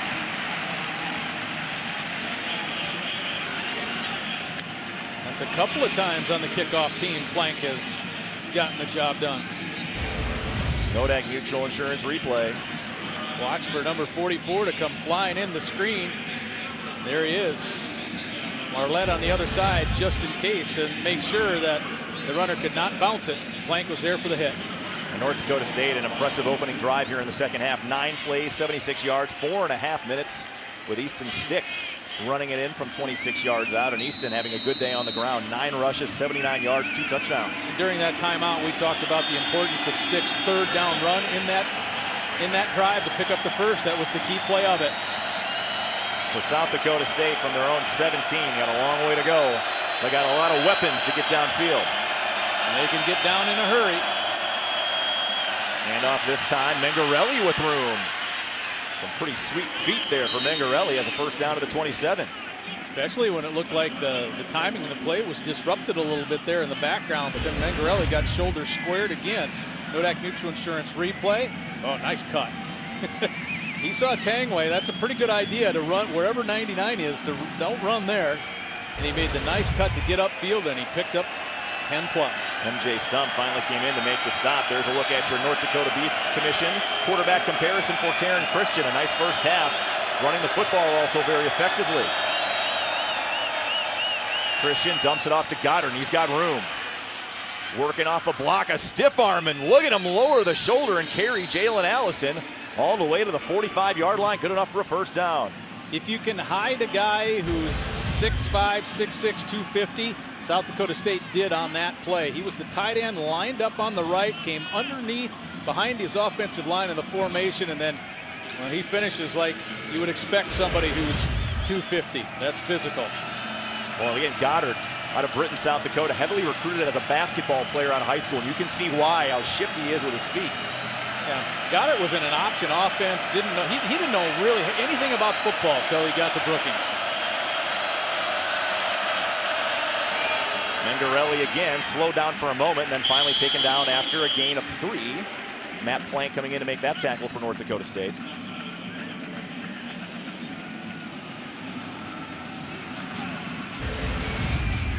Nodak Mutual Insurance replay. The Jacks offensive line, really good push. See that big bunch of players down to the left? You had 4 guys on the turf. You're winning on the offensive side if you can do that. So the Jacks offensive line getting some things done in the run game. Much better than I thought they'd be able to so far today. Play action this time for Christian. Has time, floats it across the middle, and dropped by Wenicky. When's the last time anybody has said that? Maybe not this year. Well-placed football there from Taryn Christian. Well, Christian kept it high. He gave his chance, his kid Wenicky, to have a chance to do it. It was kind of a delayed drag, and I don't think it was designed that way. It's just because that's how long Christian had after he made a couple of moves in the backfield. That's another thing Christian can do with his feet, is allow his receivers a few more precious seconds to get open. Greg Menard, by the way, had a huge game last year in Brookings, 2.5 sacks. Charlie Harmon, same guy that he had a block last year, doing a much better job today here for the Jacks. Christian on third down. Slips out of 1 tackle. He's going to come up about a yard short of a first down to the 46. Well, we'll see how much gamble Stig has in him, and I would assume if you're going to go for it in the first down, in the first half as many times as he did, he's going to go for it here again. Christian on that Nodak Mutual Insurance replay, just a yard short. But again, Christian today has been forced to be physical on the back end. Board with a nice hit. 4th and 1. The Jacks need to get to the Bison 45 to keep the drive alive here. And Christian going to run with it. Slow down, and I don't know. Yeah, I don't think so from where they're marking him now. I thought he got to the 45. Oh, he's short from where they're marking it right here. There's no question.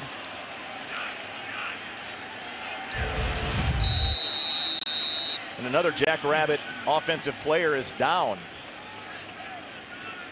And that is Nick Carr, who has battled some injuries in the past. And boy, Grimsley's first guy there. See Robbie Grimsley getting in and then getting help from his linebacker. Yeah, look at where that left shoulder comes down short of the line, and we know the ball wasn't as far up as his left shoulder, so you're right, that looks like a pretty good spot, and it's going to be short. He needed the 45-yard line based on where the stick was located. I think he's going to come up short by the length of the football at least. You're right about Nick Carr, though. He's been battling some knee issues. He missed last year, all of last year with the knee, and that forced the Jacks to pull the red shirt on a kid they like, Wes Gannett. But the Bison defense making another 4th down stop. Is that 3 of them today, right? That is. The Jacks are 1 of 4 today on 4th down, and they have come in critical situations.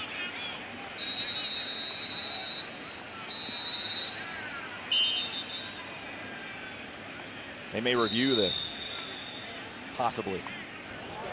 The previous play is under review for the spot in regards to the line of game.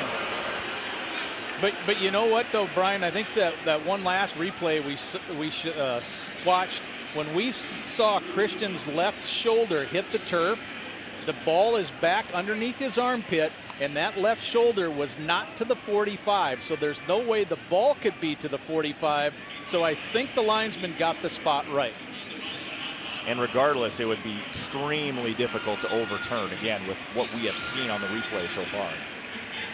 But is it worth looking at? Absolutely. Big play in a football game. You give North Dakota State a short field and a 2-touchdown lead. Look out.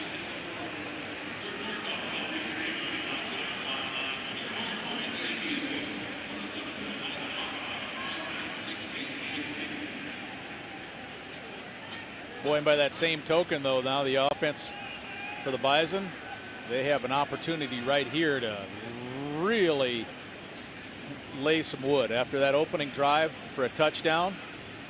And you mentioned on the short field, the golden opportunity for NDSU to take one of their toughest opponents. And after review, the ruling on the field stands.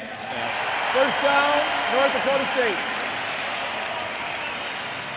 So North Dakota State comes up with another critical stop defensively. Boy, and the Jacks could have so many more points on the board. I was going to say, so a combined, what, yard and a half that the Jacks have been short, probably a yard, has been the critical issue in the game on those 4th downs. Missed it again by about another 4 inches. So the Bison offense takes over at the 46. Play action. And stick hits Shepard, and it is complete or incomplete? Incomplete is the call on the far sideline. The home side. We'll stick with 3 options on that particular route. He chose the middle, and it didn't work. Beth Houle has a report for us. Beth? Hey, guys, NDSU scoring on their first drive for the first time this season after the offense came off the field. Easton Stick coming to his offensive lineman and saying, 60 minutes, guys. Let's give them 60 minutes. And he certainly led with his message there, leading off this second half. Frazier working off a couple of blocks. Thank you, Beth. Football is loose. Farina on top of it. And South Dakota State's defense comes up with a much-needed turnover. Yeah, that's Jacks football. It came out. Nodak Mutual Insurance replay. Unbalanced, wide side. And that is a clear fumble. So that opportunity the the Bison offense had to bury the Jacks, not going to happen. He gets tripped up just a little bit running into the hip of his own guy. Not close, clear fumble. Hit by Balster is the one that forced it loose. Farina came up with it. Boy, the Jacks, a huge play defensively. They really needed something good to happen on that side of the football. Christian will throw it. Plenty of time airing it out as an open receiver. It is almost caught, almost intercepted, and then almost caught again. Wenicky, the intended target. Trey Dempsey came over in coverage. Christian's not going to like this when he sees the all-22 because he picks the wrong guy. This is the guy who's covered. Winicky almost makes the catch, but he had Goddard running right down the hash marks, wide open for a touchdown, and he picked the wrong guy. Here you'll see it. 86, right down the middle with the linebacker trailing.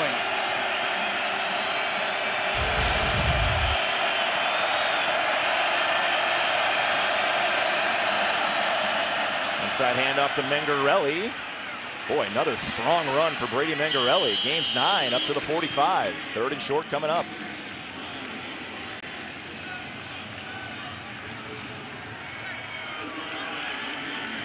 Jack's only averaging about 120 yards a game on the ground, and they have certainly been more effective today, LT, than I think either you or I thought they could be. Yeah, running the ball has been almost an afterthought with the Jacks so far this year. But yeah, it's obviously a big part of what they've been doing right, and the quarterback's been doing a lot of the running. Christian's going to keep it to the outside. He's got a first down and out of bounds at the 33-yard line. So Taryn Christian continues to make things happen with his feet here today. And if Christian's ankle's a little bit healthier, this one might have been able to go all the way, because you see playing catch-up, Grimsley. And then Christian not trying to force the issue up the field and taking a hit. He knows he already has the football, or excuse me, the first down.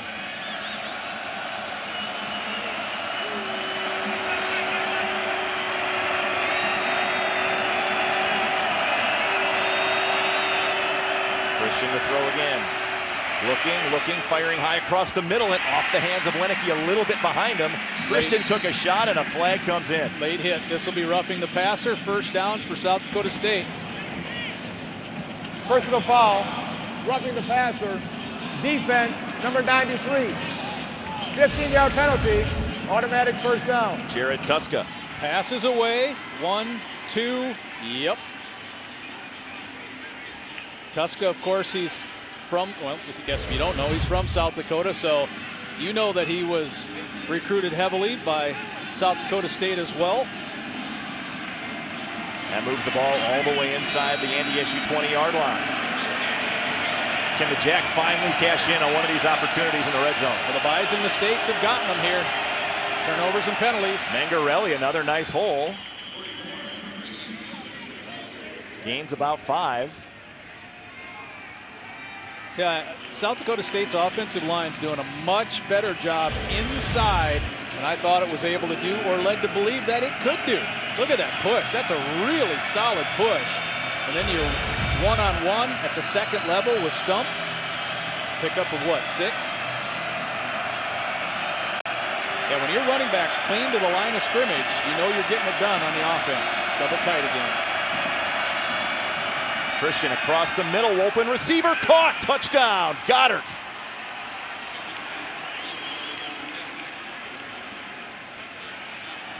Success on the ground helps lead to this, because Goddard's in as a tight end in a blocking position. He fakes the block, they read run on the opposite side, runs right up the seam, touchdown. So finally the Jacks cash in, and boy, thanks to the turnover there, this thing could have got out of hand in a hurry. Instead, South Dakota State answers quickly after the turnover. Vinatieri adds the extra point, and the Jacks back within a touchdown. 17-10 on the Ag Country Farm Credit Services scoreboard. 5:26 to go in the third quarter.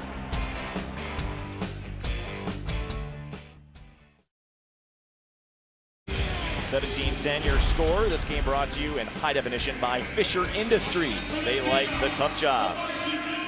Koob back out for a kickoff for South Dakota State. 12-yard touchdown pass from Taryn Christian to Dallas Goddard, and that is the 9th touchdown reception already of the season for the big tight end, the junior from Britain, South Dakota. This one driven pretty deep. Anderson from 6 yards in is going to bring it out. And he is upended at the 14-yard line. North Dakota State will be backed up when we come back. 5:22 to go here in the third. And it's 17-10, your score.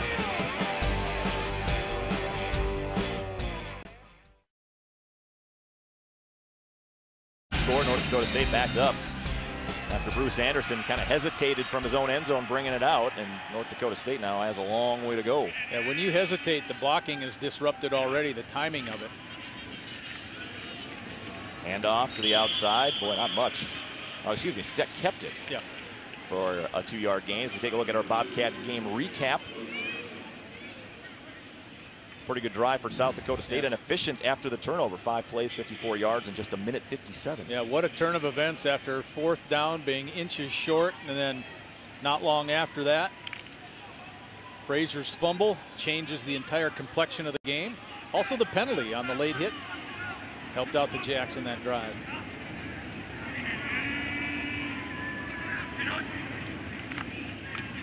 Frazier, boy, stood right up by Hazlett at the line of scrimmage, no gain. 5 white jerseys in on that play for South Dakota State. Excuse me, Dunn got the carry, not Frazier. Yeah, linebackers really playing run and helping out, supplanting, like Arith right there, Ryan Arith, the defensive end. But there's a safety in on the play, there's a linebacker in on the play, and you have a defensive lineman in on the play. How much did the Jacks sell out on run on that?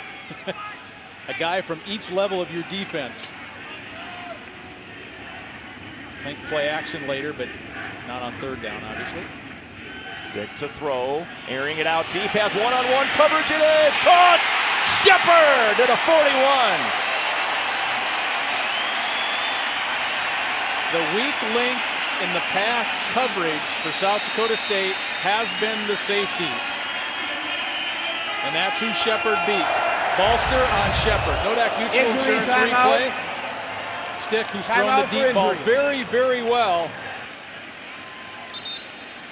And Shepard, if he can step out of that, he probably gets it to the house. But Bolster is beat deep.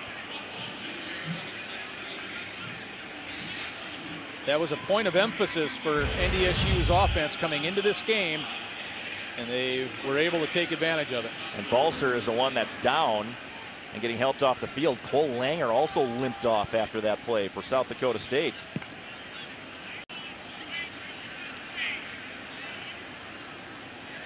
And Bolster on the sideline, maybe he just landed on a foot or something like that, got the wind knocked out of him. Looks like he'll return later. Boy, big 3rd down conversion there for the Bison. They've been able to do that really well today. 7 of 9 on 3rd down for North Dakota State. 45% the Bison were coming into this game on the year. Bruce Anderson up and over and down for a gain of 2. Arith again in on that stop. For the most part, other than the one big, the 99-yard touchdown drive, I think Jacks have done a decent job on the runs inside the tackle so far today. I thought the Bison would be able to own that a little bit more to this point in the game. Time of possession still in favor of South Dakota State at this point. Yeah, the Bison in the last 36 games have only lost that time of possession once, and that was the loss to South Dakota last year here. Anderson again. Tries to step out of one tackle and then driven back by a whole host of South Dakota State Jackrabbits. In there for the Jacks was Micaiah Slade, the safety. Yeah, Slade was far from the first guy there, but he helped finish him off. Nodak Mutual Insurance replay. The Bison have a player down. And Anderson, remember, he has a high ankle sprain that he's dealing with. And did you see how the guy had a hold of his ankle? That's the fear. That was the fear for the Bison, was that he would get tackled or pulled down from behind and aggravate that high ankle sprain. That's exactly what NDSU did not want to see happen. Someone tugging on the leg of Bruce Anderson. And he tried to get up and put weight on it and could not, and went immediately back down to the turf. Let's take another look at the Nodak Mutual Insurance replay. Anderson is engaged at the hip, rose boom, and then he slides to the ankle. And then a twist. Ooh. And a twist, and a little more of a twist. And then you get all that weight piled on top of you once again. Chris Kleiman, the head coach, out there with Bruce. And I know we talked to Tim Polasek about that, and he was really concerned about when to play Bruce. Even last week, he was a little hesitant just because Chase Morlock was kind of dealing with the same sort of injury all through last year. They never got him healthy.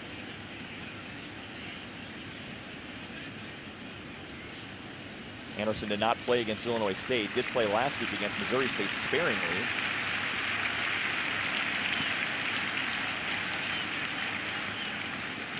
Dr. Bruce Pyatt and trainer Bobby Knodel out there to help Bruce off, and no weight on that ankle.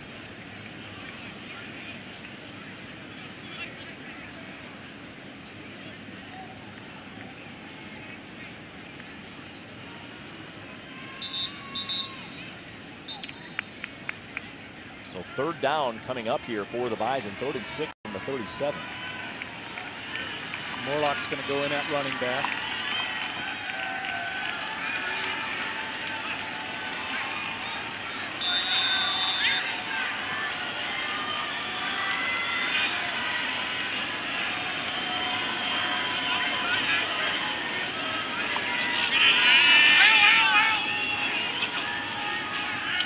Pressure coming on Stick. He's going to air it out for Urzendowski, who's open! But he just overthrew him, incomplete. Well, again, the Bison attacking where they think they could try to get the ball deep, and that was a one-on-one situation with the safety. Balster back in, had the coverage on Urzendowski, and the pass thrown too long.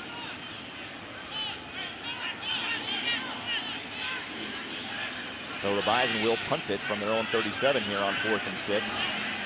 Jackson Kuntz on to boot this one away.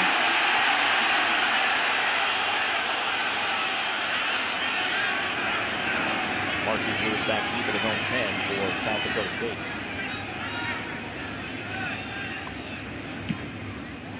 This one hung up high. Bounces at about the 4, still bouncing and finally touchdown. Nice job on special teams at the 2-yard line. Dan Marlette, the Sioux Falls native, is the one that touched it down. And South Dakota State trailing by 7 has the football back when we come back after this.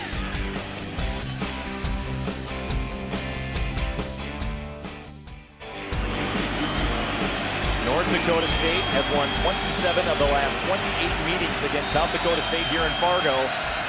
The Jacks trying to put an end to an 8-game losing streak against the Bison to rest. Inside handoff, Mingarelli driven back by a bunch of Bison. Gain of 3, 2. McCoy was one of the players in on that tackle. But just to show you how important the ground game has been to South Dakota State this year, and I know this year, last year, two totally different animals, but the Jacks were minus 4 yards rushing last year in the game in Brookings. And here we go, the Jacks spreading things out here on 2nd down. Christian in the pocket, flushed out. Sneaks away, using his legs, and Taryn Christian across the 20, the 30, and Taryn Christian all the way to the 45-yard line. And another Jackrabbit down back at the 9. What did we say when Stick had that nice long run? Timeout for injury. If you have a long quarterback run, it's because you beat a safety. Nodak Mutual Insurance replay. You're going to see where Robbie Grimsley comes up to try to make a run fit, and he misses. Right there. Grimsley took the wrong route, and Christian was able to adjust from where Grimsley was attacking his angle at, beat him on the angle. One play later, you're at midfield. 39 yards on that run for Taryn Christian, who is now over 100 yards rushing on the day. 15 carries for 120 yards.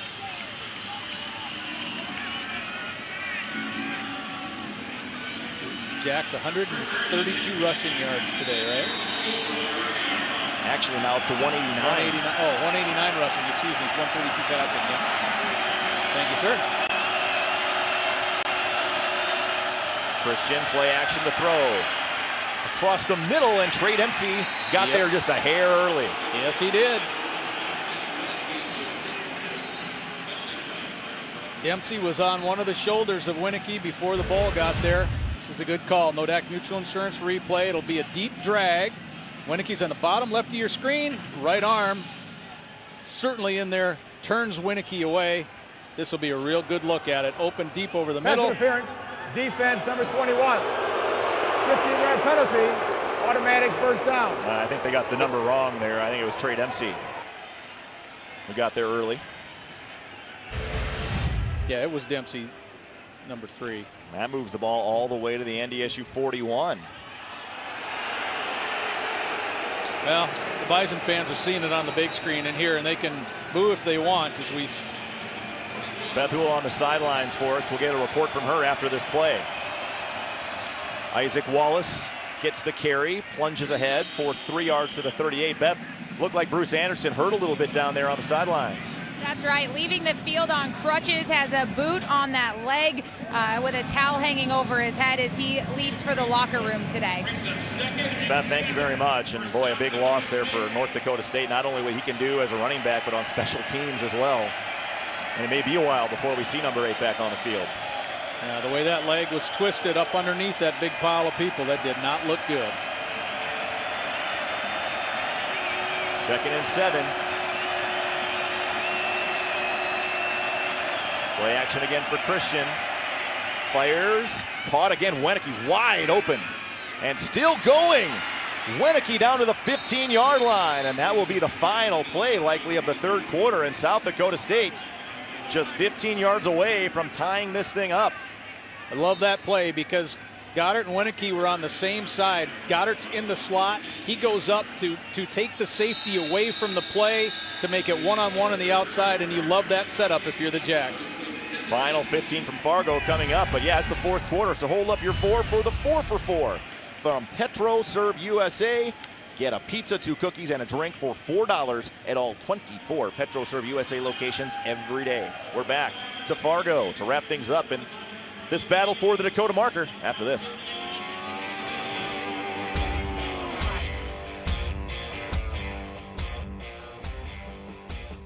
Man wrecking crew so far here for South Dakota State. Especially on the ground. 15 carries, 125 yards.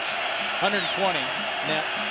And Mangarelli has room inside the 10. Mangarelli down to the 2-yard line. And the Jacks, an effective drive once again, continuing to move the ball at will here against the Bison defense. Kodak Mutual Insurance replay. Christian up the middle has been pretty good, but here's a little jet type of a look for Mangarelli. More than a little look. This is a play that Wenneke had earlier in the game that didn't have much success on it. Mangarelli almost got it into the end zone. 1st and goal at the 2. Lauscher, the lead block. Christian going to throw it up, and it is intercepted! Trey Dempsey came over to get it.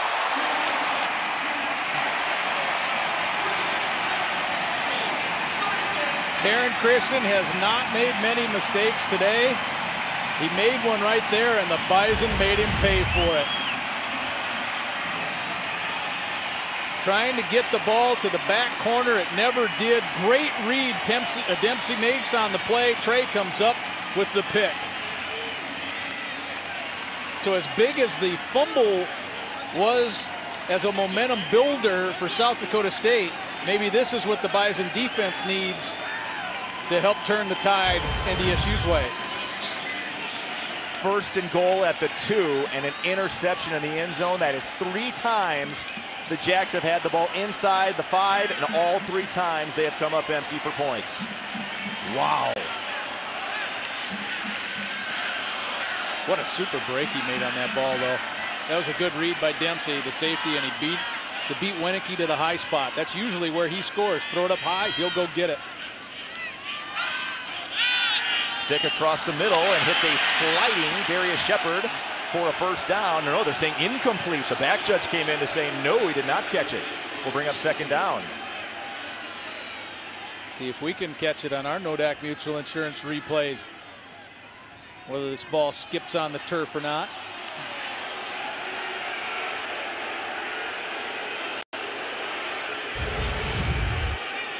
You be the judge at home. See what you think. We really... No. Oh, no. Yeah. He meaning Shepard, was unable to keep both hands underneath the football. He kind of rolled up one of his arms. They're going to look again, but I think the play on the field's the right call. Well, maybe not on that replay. The ruling on the field is an incomplete pass. That play is under further review. Undisputable visual evidence. I don't know if we have it here.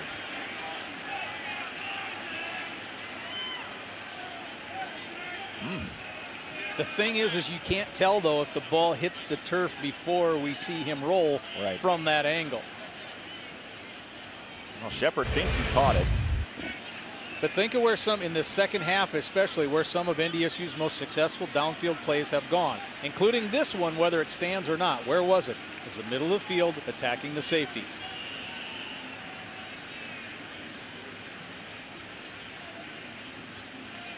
I think call stands. I think so too, based on what we've seen. Another look at it. Oh, there's probably the best look from the end zone, and we'll focus in. Enhance it. Hands underneath. Is that?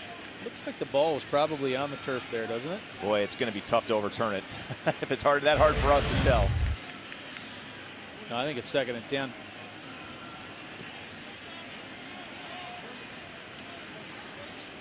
There's a look at the replay booth. Had a chance to. We actually had the same replay official here, I think, 3 times, haven't we, LT? Yep, one of the guys.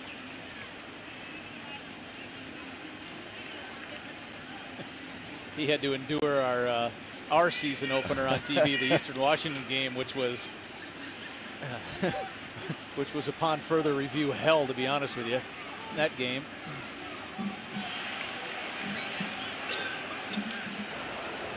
After review, the ruling of an incomplete pass stands as called.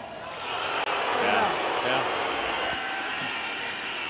It's the right call. Move on. 2nd and 10.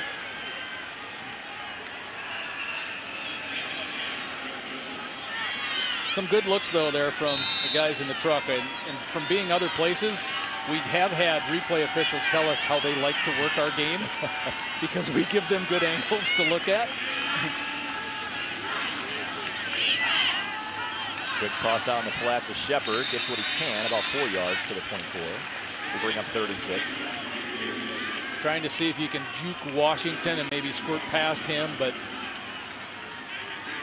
the junior Washington doing a good job staying square and not giving up much.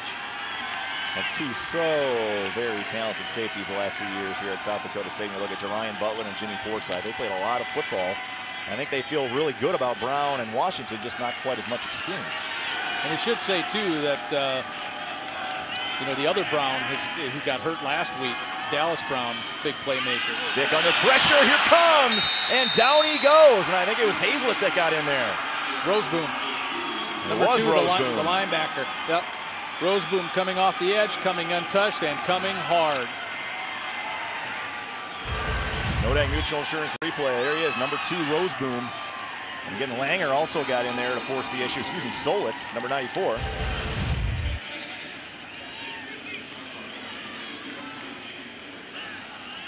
So the Bison offense unable to capitalize after the turnover, and that will put the Jackrabbit offense right back on the field. Flag comes in. High and short. And Kuntz is going to bounce this one at about the 50. And it'll be touched down there by MJ Stump. Flag. Looked like somebody jumped for South Dakota State. On the snap.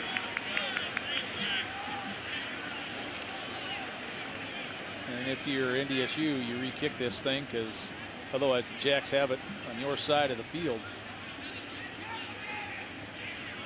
It's a 31-yard punt.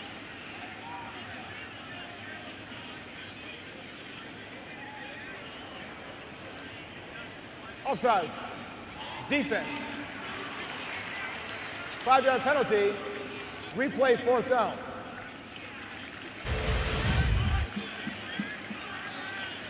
Movement on the left side of the screen.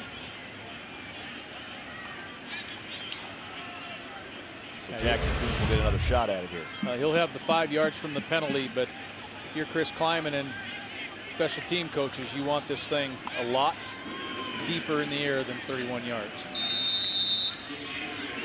Kuntz gets it so high that it's hard to return it off of him. That's the one thing he certainly does for you. He puts that ball in the air, and it's hard to get a returnable kick. He's averaging about 35 yards a punt this season.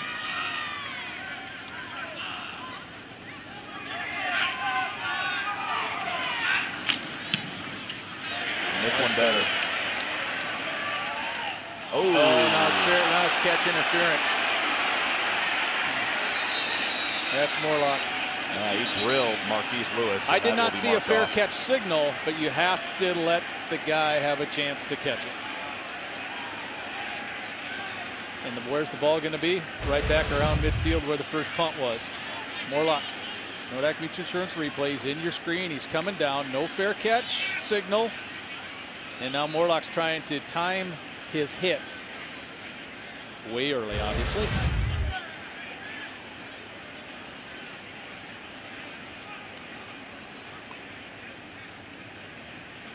I know South Dakota State's behind. Kick catch interference on the kicking team, number 27. 15 yards from the spot of the foul. First down. So the Jacks will end up having it right where they would have had it before. But my point is here, Brian, the Jacks are behind, but they're not in a very bad position in the context of the way this game is playing out, I don't think. They're going to score some more. And you're down by one by the touchdown in the PAT. You have another short field. 18,828 people here at the Fargo Dome to take it in. That is the 42nd straight home game over 18,000 here in the Fargo Dome. Taryn Christian back to work. Drops it off. Goddard working off a block. And Goddard just running over and around people and takes 5 Bison defenders to take him down at the 26. Bison asking for a penalty back in midfield. They are not going to get it. They're pointing at the first block, the initial block made there by Anderson, but I didn't think there was anything when the play developed that was at issue there. Timeout for injury. Injury timeout.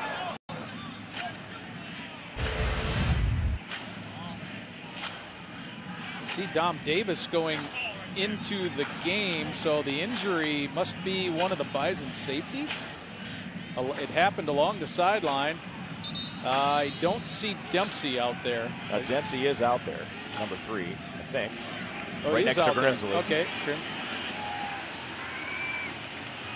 Oh, there's Jalen Allison who's out. That's 21. Another corner. Now, we're already missing Wimbush, so that puts 2 backup corners in the game.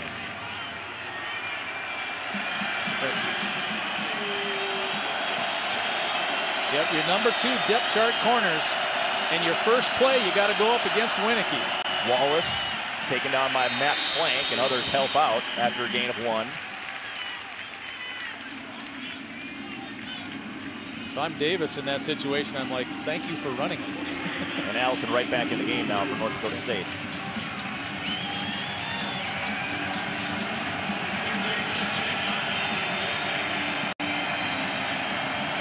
Jackrabbits running attempts on first down, I think, have been pretty good today. Their production on the ground on first. This is one of the few times they only gained a yard or so. A lot of pre-snap movement. Mengarelli way on the right side now. Christian will take off with it again. Here comes Grimsley. Will back off as Christian runs out of bounds after maybe a yard up to the 25.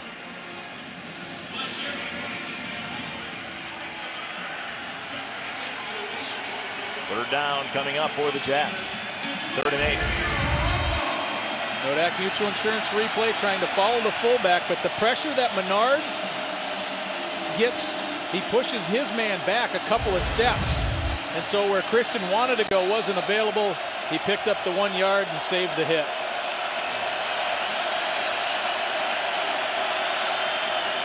Christian play action, going deep for Landberg, but he could not come back to the football. It was a little bit underthrown and incomplete. Very much underthrown. Landberg tried to put the brakes on. His feet come out from underneath him. I think Christian was thinking, I'll back shoulder this thing, but it was even way short of that. Vinatieri on for a 42-yard field goal. He is 0 for 2 from 40 plus.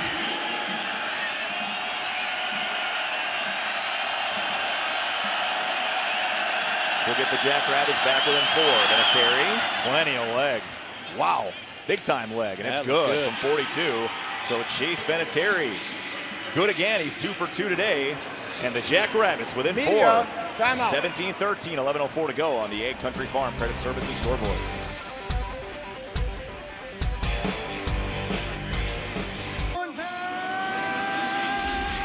Back at the Fargo Dome, time for the UC Fan Cam Bison faithful looking a little concerned here. Even though the Bison have the lead. Ty Brooks, by the way, Brian, is back deep because Anderson's injury. And Brooks did get a return last week. Redshirt freshman out of Fargo.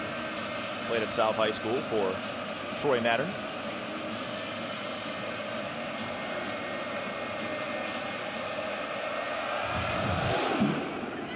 Rooted deep.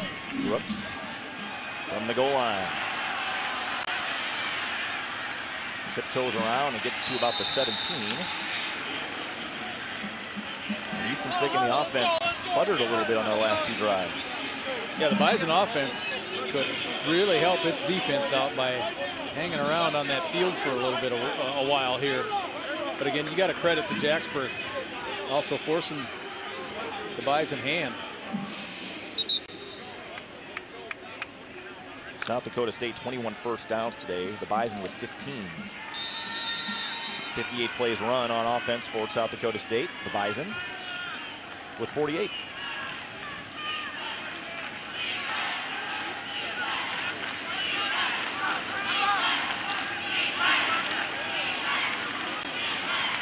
Connor Wentz in motion.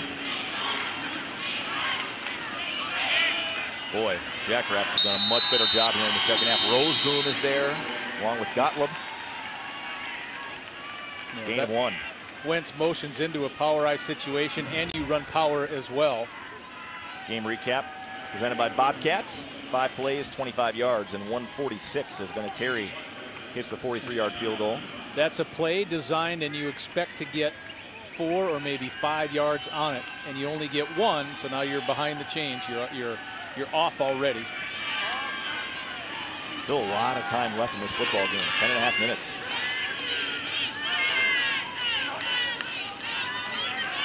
Easton Stick is going to keep it. Stick running around the official, still on his feet. Has a first down to the 29-yard line. Finally, Cole Langer was the one to drag him down, but it looked like Stick, if he could break to the outside, had a lot of room to run. Yeah, the umpire certainly helps out the Jacks on this particular play, but there's your cut. Really nice job to get past the safety, and then Langer hanging with the play. He's one of those defensive ends, or excuse me, defensive tackles.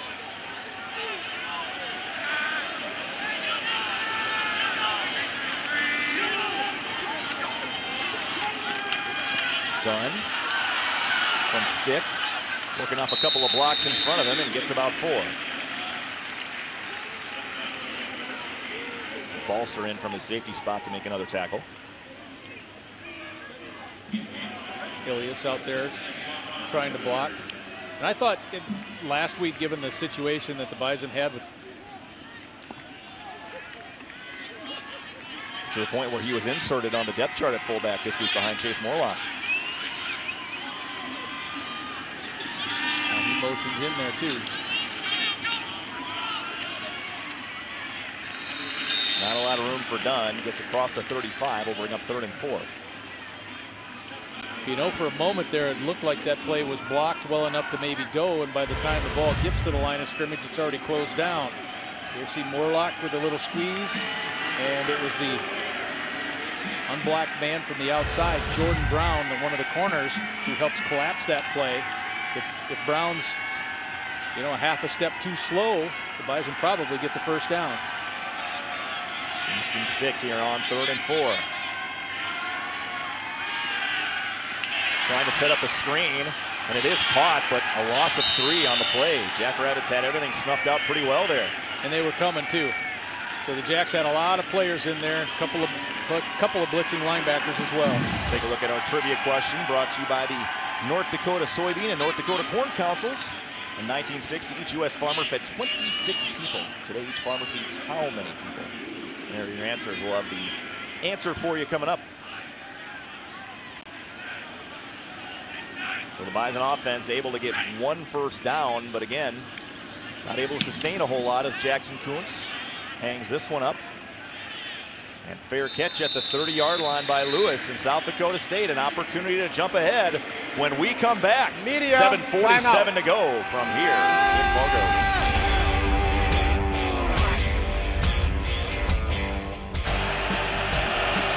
Christian in the offense. Back out for South Dakota State, trailing by 4. Floated across the middle to Goddard, who makes another catch. And look at him drag defenders all the way to the Bison 38-yard line, and North Dakota State has had no answer for Dallas Goddard today. Bison go to nickel, and so they have the extra defensive back, and that was just a well-executed pass. Behind Stump, the linebacker, in front of Dempsey, the safety. Big target over the middle, big gain. Mingarelli this time swallowed up at the line of scrimmage. Gain of 1. This game brought to you in high definition today by Fisher Industries. They like the tough jobs. Goddard has just been really tough for North Dakota State to manage. Even had a rushing touchdown on an end around last week. Yeah, he's been the breakout player for South Dakota State. I know Christian has. Goddard had a good year last year. He was preseason coming into this year, but he's been tough. Mingarelli met right away at the 40-yard line. Nice job by Pierre G. Tucker. Loss of 2.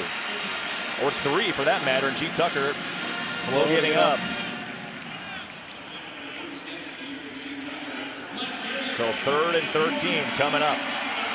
Tell you, the Jacks have put the Bison defense in a position that NDSU's offense has done to its opponents a lot of times. As we look at it again on the Nodak Mutual Insurance replay, kind of twisted, bringing him down. But that being, you're facing a number of snaps. I mean, the Jacks are forcing those guys out there. As you see people rotating in, that's a tired bunch.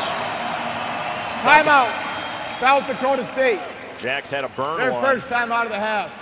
Play clock was down to 4 with timeout. some late substitutions, so Stig burns one his first of the half. Please reset the game clock to 6:20. 6:20 on the game clock. Let's take a look at our trivia question brought to you by the North Dakota Soybean Council and North Dakota Corn Council. In 1960, each U.S. farmer fed 26 people. Today, each farmer feeds how many? The answer is 155.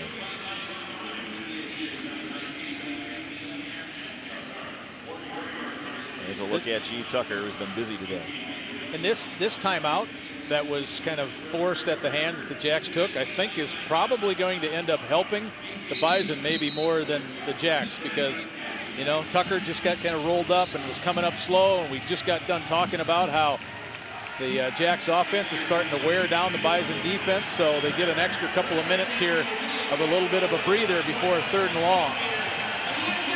Well, South Dakota State, 5 of 11 on 3rd down today.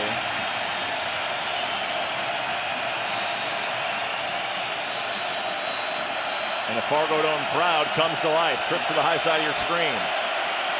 3rd and 13. 4 down territory too, I think, Brian. Christian dumps it off across the middle. Goddard on an inside screen, and Goddard, I think, has enough for a first down to the 25. Or 26, still enough. Well, the Jacks have done a wonderful job getting Goddard as he kind of limps to the sideline a little bit in some space today. Little hitch step inside behind some of those big offensive linemen. Took a pretty good shot to his thigh, but not before 250 pounds. Picks up about 15 yards on the play. So South Dakota State converts another 3rd and long, and now they're in business at the Bison 26. Christian fires in the flat, caught. Landberg, his first reception of the day, inside the 20-yard line. Maybe a yard short of a first down to the 17-yard line. Holding. But a hold. Offense, number 51. 10-yard penalty. First down. And that is Pupangatoa. Yeah, that's Tiano Pupangatoa, the offensive lineman of the week from last week. Oh boy, and that takes a 9-yard gain off the board for South Dakota State. Moves them back all the way to the Bison 36.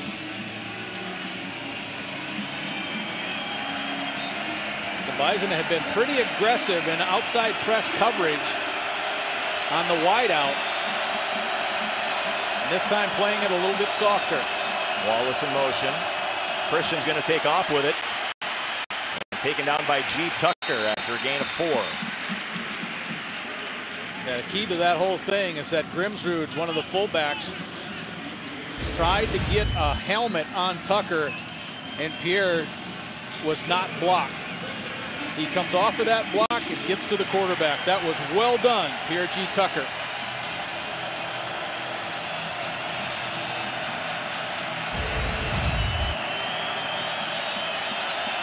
Nick Carr back in the game, by the way, for South Dakota State. He came off a little bit earlier. Christian floating it across the middle, double coverage, incomplete, overthrown as Matt Plank comes up limping a little bit.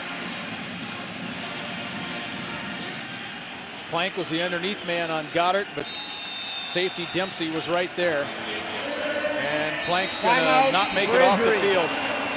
Injury timeout. You know, Dempsey's kind of holding the leg on that as well. Well, that just shows you cramp. Trying to stretch out a cramp probably in his calf. I tell you, Trey Dempsey is not 100% after that play either. That's how much pressure Goddard's been putting on the Bison defense today. Now under 5 minutes to go, 3rd and 16.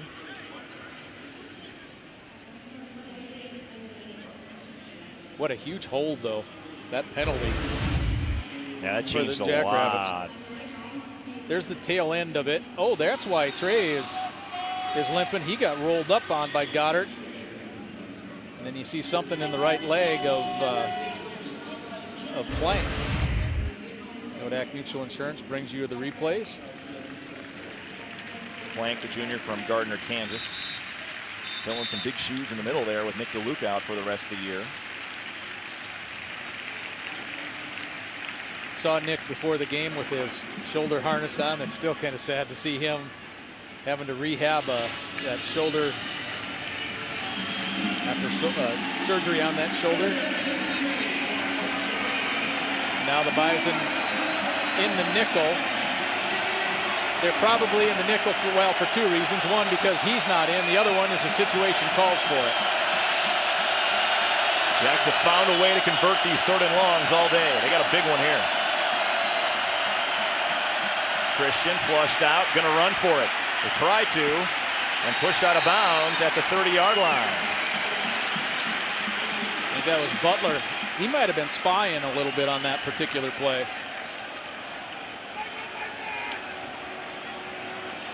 So 4th down and 16. What does Stig do here? Gonna go for it, I think. Offense stays on the field.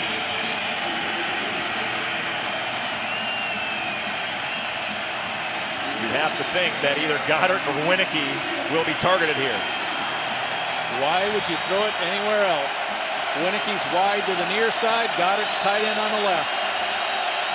Goddard motions down. Christian, pocket collapsing, and this one thrown out of bounds, and there was a misread there as Landberg broke off his route, and that will be a turnover on downs for North Dakota State. That is the 5th 4th down attempt for South Dakota State today. They are 1 of 5. On 4th and long, the Jacks elect to not go to one of their big receivers. They're both on the near side, pass to the wide side. Interesting read by Christian. 17-13, 4 minutes to go exactly from here in Fargo. Media timeout.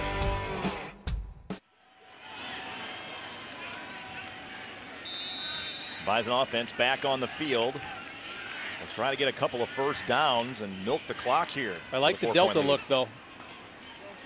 Outside handoff. Frazier, not much. A yard maybe to the 32. Well, I might have liked it, but Roseboom said not a chance. I think quarterback run is your best. It's your best play. It's been your most effective play today. And now you're at 2nd and 10.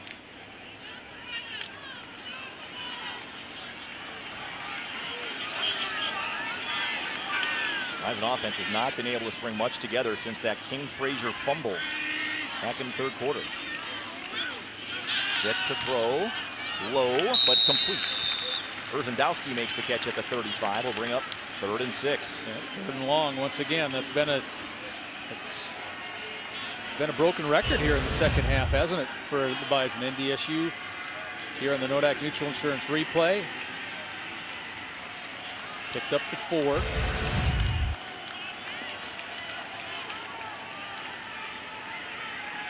Bison just 69 rush yards here in the second half. If you keep it on the ground, you just have to let your quarterback run it. It's been the best play today. Jack showing some pressure. Stick airing it out for Shepard. And incomplete. Well defended there by Jordan Brown. And that will bring up another punting situation for North Dakota State. 3 and out. Well, the Bison were 2 first downs away from cementing this win, and they couldn't get the first one. Nodak Mutual Insurance replay, you're right. This is perfect defense, outside leverage, which is kind of where South Dakota State plays things anyway. Perfect position with your safety help inside. Pretty short window to try to get it thrown in for Stick to try to land it in there. So Jackson Coons back out. We'll try to back up the Jacks as much as he can here. And this is a pretty good high deep punt. Lewis calls for the fair catch back at the 20. His best one of the day. Yeah, absolutely.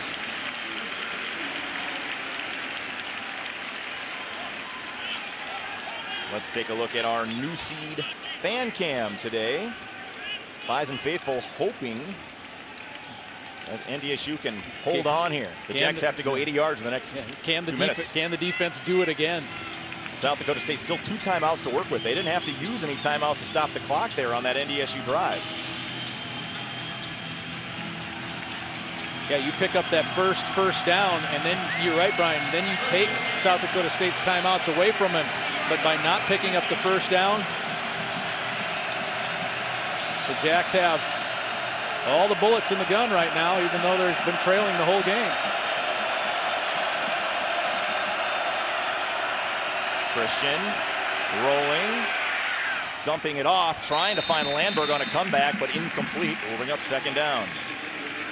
I think he was looking for Goddard first in the flat, but Goddard was covered up really well, and then it's just kind of scramble drill and work your way back to the quarterback, but Landberg just ran out of any chance to really get himself in a catchable position. The offensive line has done a really good job of giving Taryn Christian time today.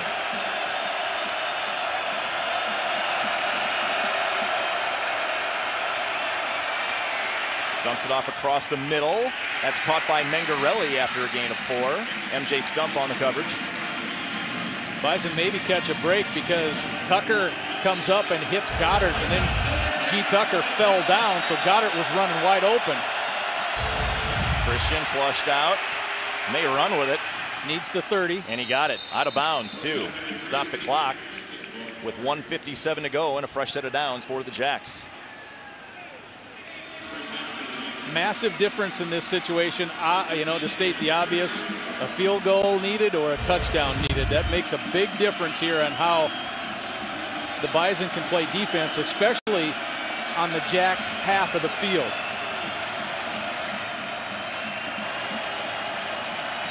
As much yardage as Christian has gotten on the, running the ball, if he's running it, at least he's not throwing it down to one of his big play guys.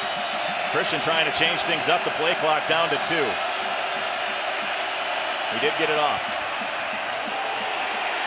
Flag comes in on this, and this play's coming back.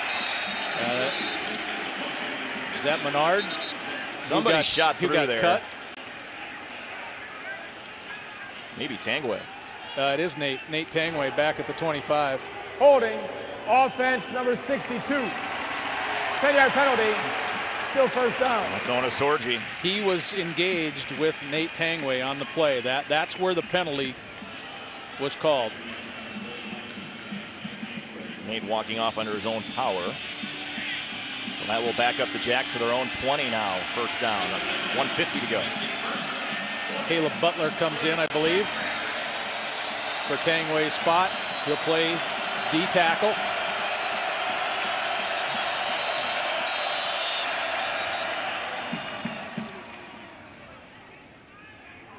I don't think they marked the penalty. Oh, yeah, no. They didn't. Is this the right spot for the penalty? Yeah, I think so. Okay.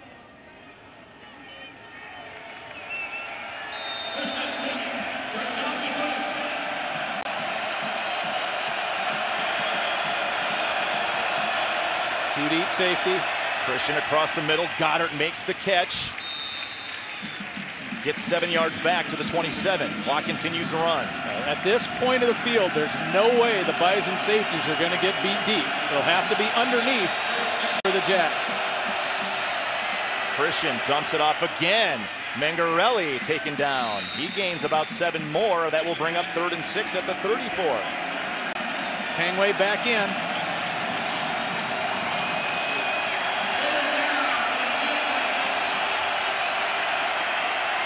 Christian gonna run with it. Picks up a first down up to the 43-yard line, and another player down. That may be Tangway again or somebody there at the 45. No, it's not Tangway. He was actually held on the play. And injury timeout. Guess I can't catch the number on who that was. Nodak Mutual Insurance replay. Check out Tangway. He gets tackled right there. And then Christian is able to get on the field and pick up the first down. I still didn't catch the number. Oh, that's Ambrosius. Holding that left arm a little bit as he comes off. 1:09 to go. Big first down pickup by the Jacks as well.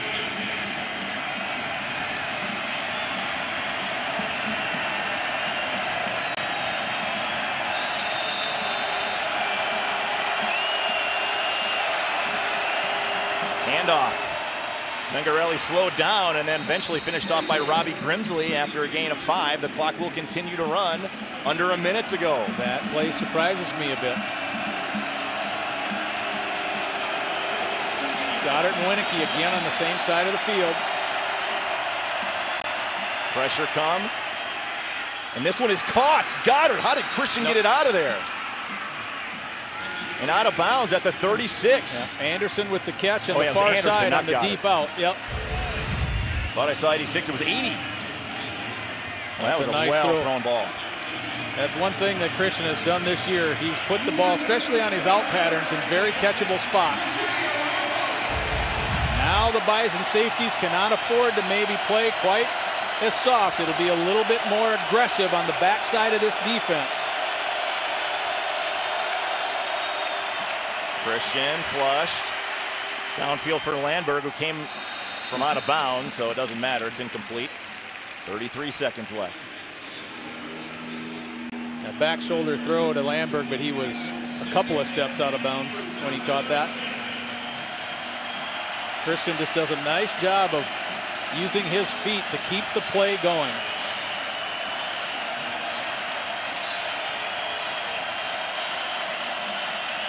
The Jacks, so many missed opportunities in Bison territory, but they still have a chance to win the game here with 33 seconds left. Allison on Winicky.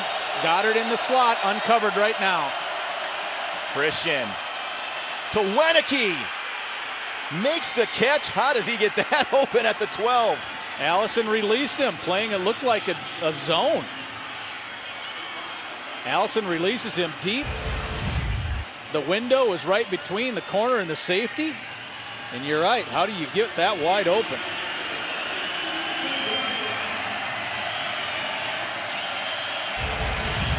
Jacks have not needed a timeout yet.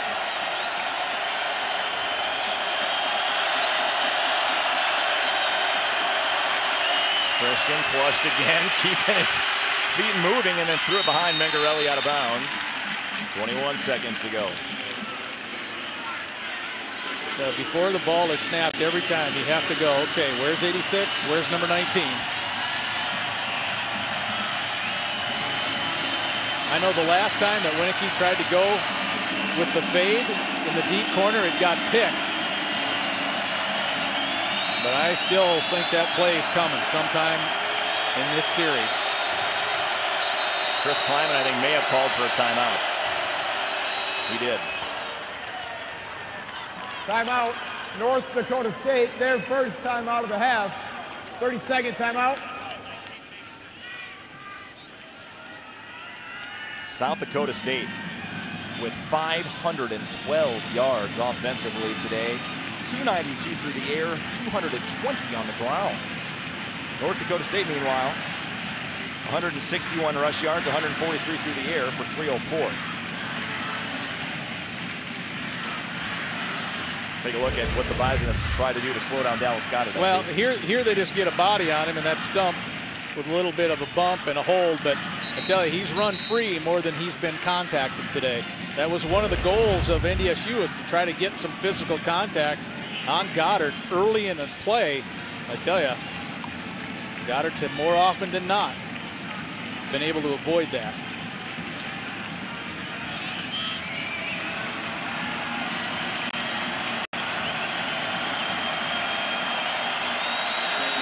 Grimsley's hedging that side, but I tell you, you got to go to Winicky, don't you? Christian again rolling out, has time back to the end zone. Landberg, incomplete, was tied up there. It looked like Dempsey was on the coverage. Both guys were out of bounds. 14 seconds. No, that was McCoy. Oh yeah, it was number 2, put McCoy in there.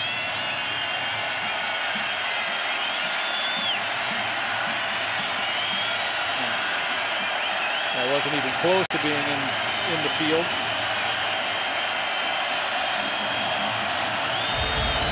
Winicky wide to the near side. Goedert, the motion man, top of your screen. Tucker's on Goedert. Inside screen, Goedert still on his feet. To the 5, Goedert fighting for the end zone, and he comes up just a few yards short. And the Jacks will take a timeout with 4 seconds left. So it's all going to come down to this one play for the Dakota marker. Timeout, South Dakota State. See, now please set the game clock to 5 seconds. Tucker's guarding him, and the Jacks try to get a buddy on. See, this is the South guard. Dakota's second timeout of the half. The guard tries to take out care of Tucker, but there was not enough momentum for Goedert to get a big head enough Steve to get inside. So 5 seconds are left, but it is not a first down. So it's only one play anyway. Yeah, is it going to matter? Really quick. Unless it's something really quick across the middle or something like that.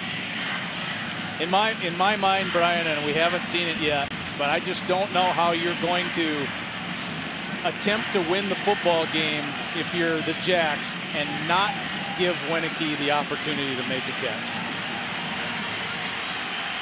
We haven't seen it yet. Ball just outside the 2-yard line.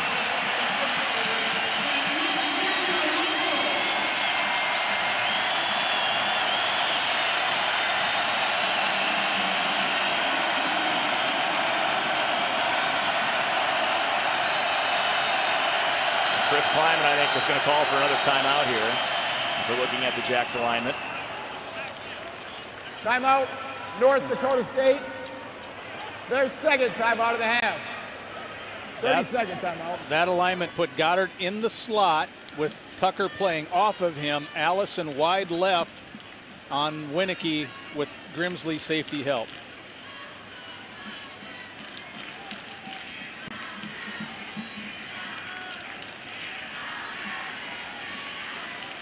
If you look at pretty much every statistical category, South Dakota State is dominating, except on the scoreboard. The one stat that matters the most.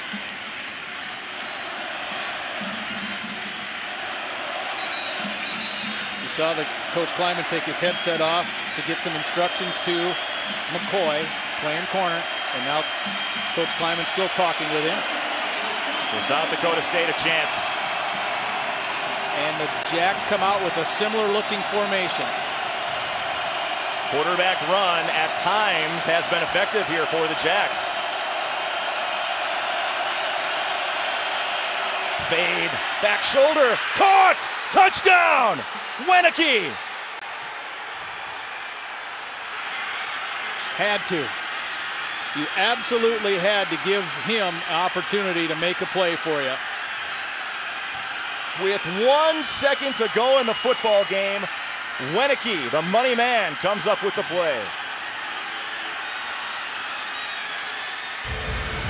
Nodak Mutual Insurance replay. Winicky creates a little space for himself, and it's such a tough spot if you're Allison. Do I need to guard? against the back shoulder, against the little stop route, or the fade. Little stop route. It took him to the last play of the drive. I kept wondering, when is it going to happen? When is Christian going to go to his main man outside? And he didn't do it till the last play of the drive. And the Jackrabbit faithful here at the Fargo Dome, jubilant.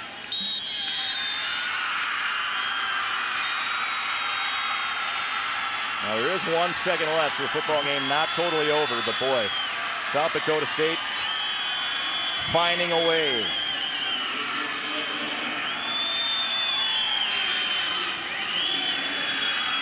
"14 plays, 80 yards in just over 2.5 minutes.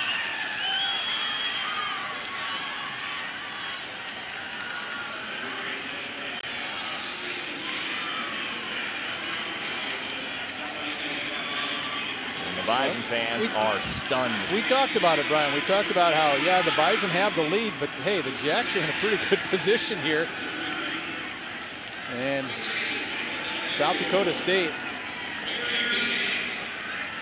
did an excellent job. And the reason you take the knee here on the extra point is that there's an opportunity, if you block a kick or something, to run it all the way back for a 2-point conversion, and that eliminates that. That's why you saw Christian just take the knee and then you run to the sideline to kick it, because if you're South Dakota State and you just took the lead, you don't want something goofy to happen on a block kick to give up 2 points to tie it.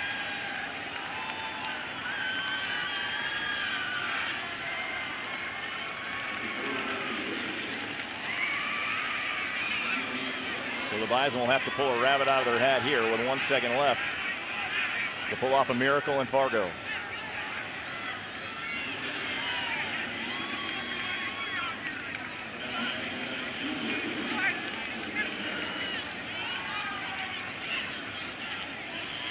Your most dangerous kick returner on the team.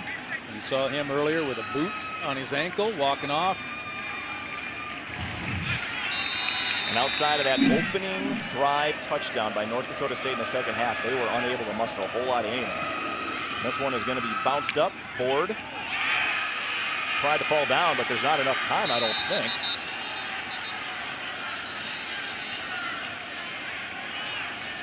And is that the football game or not? The clock didn't run. The receiver had possession of the ball when he was standing. Then he went to the ground. 1 second must come off the clock. The game is over.